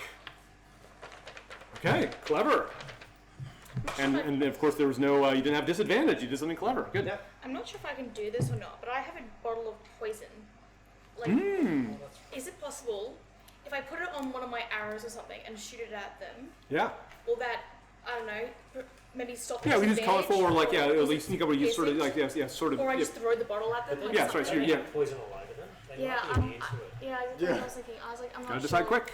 Okay, yeah, I was put poison on my arrow and Sure. then shoot it at them. Yeah, yeah, That way- or yeah, between that and pouring and sprinkling, you're gonna cross off your bottle of poison. Yeah. Okay. All good. All right. So yeah, roll. This is a dexterity modifier. So this is kind of a cool idea. So even though normally you're not proficient at throwing a bottle, but just roll as if you are. Roll as if you're doing a sword attack. Because I'm picturing a lot of this. Yeah, you hit it with the arrow, but there's not much poison can sit on an arrow, and don't expect. This is cinematic. Don't expect you can do this in the Yeah. future. But in this cinematic combat, you're kind of hitting with the arrow, and then the open wound, you're pouring the poison into it. So let's just use like your sword attack. So 18, 18. and then. Not with advantage. Oh. Oh yeah, no, it's just a cool idea. Yeah, so you're trying to get around the disadvantage on that by the poison. Yes, so you chop into it. The good news is that you're able to do some damage to it because you really hit it. And you pour the poison in, and it's nom nom nom nom nom nom nom. It loves poison. It's immune to poison, so you do not kill it. I'm What it afraid might to be. say. Nice try. All right. Yep. Now you know. We do. Last. I'm just going to use Ray Frost. Okay. Yep. Ray of Frost is good. That's a nice solid one, and you have your full bonus, so should be able to succeed. 9. 9. No, you miss it, and it evades you, and your bead remains. Who here's got a bead? Raise your hand if you got a bead. Okay, so all of you have a bead in front of you. Roll a Constitution saving throw. Do I have advantage against the poison? Oh, well, if you have advantage against poison, that's true. 17. Yeah, dwarves. That's right. Yes, we're in the 15. dwarves. Okay. 11. 11. Wow, even with advantage. So ironically, if you got a 12, if you got a 12 or higher, you are safe. If you got less than a 12, you, dwarf, immune, you get such a bad, stinky gas poison cloud around you that you take 8 points of damage. That was just from one bead, so it's a good thing you eliminated so many. Push your beads in if you just did a roll. Anybody have a second bead that they need to deal with? No. Good, you did a great job. Okay, that could have been very damaging. You start off with 10 beads, but with some sacrifice and good play, you got rid of enough of them that only one had to make a saving throw. Came off easy. I'm going to give you some extra XP before we go. So we had the XP from the combat. I'm going to do a little bit of XP from this recent little foray. You're basically level 3. I know sometimes some of you might be level 2, but that's okay. We'll treat you all as if you're level 3. It's going to be half of an easy encounter because this is, it can't really kill you, and it will be very quick. So this will be, what should I say, 40 XP from dealing with the dretches. But you also did some discussion in that vote, that player versus PC vote. Again, you were not in danger, but you had a long discussion, so I'll call that an easy encounter. It's mentally tiring. Yeah, mentally tiring. You definitely invested in it. So give yourself another 75 XP for engaging in that debate and vote. 115. I've got Sure. 1,275. Yeah, so. Alrighty. I think I've accounted for everything. Yeah, you had a long fight, you had the debate, and you had the dretches. Good. As you saw, well, hopefully you enjoyed yourself, so hopefully you liked that session. Make sure that you've got session stamps and all that stuff if you haven't already. You are pretty far from level 4. The other thing with level 4, I've mentioned this to some people, mentioned too, it's still a ways off. I have a reverse milestone system that until you take out the Shrine of Evil Chaos, like disable it some way, you can't become level 4. You'll keep gaining XP past level 4, so you don't lose XP. It just holds you back from becoming level 4. Your heroic mode can only be activated by taking out the Shrine of Evil Chaos. It'll obviously be a few sessions before you start hitting that cap. Oh, right. Oh. But I don't want to disappoint you when you're close to it. I want to get you ready for it right now. It's a lot more. And then, of course, you'd be part way to level 5. So double, Yeah, so double that, double that. Not quite double. What's this? Oh, 64 Yeah. as well. Yeah. Level, It's like plus Yeah, like yeah, I'm gonna go 15 up. each time. Yeah, so Double that's a good point. I'm going to Netherworld, so as usual, we can all talk a bit after that. I am taking donations. More and more of you are using patreon.com, so I appreciate that. If you want to donate that way, you don't have to obligate to do that. Remember, if you donate $5 or more, then you get a chip. If you don't have a chip already, and you can keep the chips in that little folder there if you are always losing them.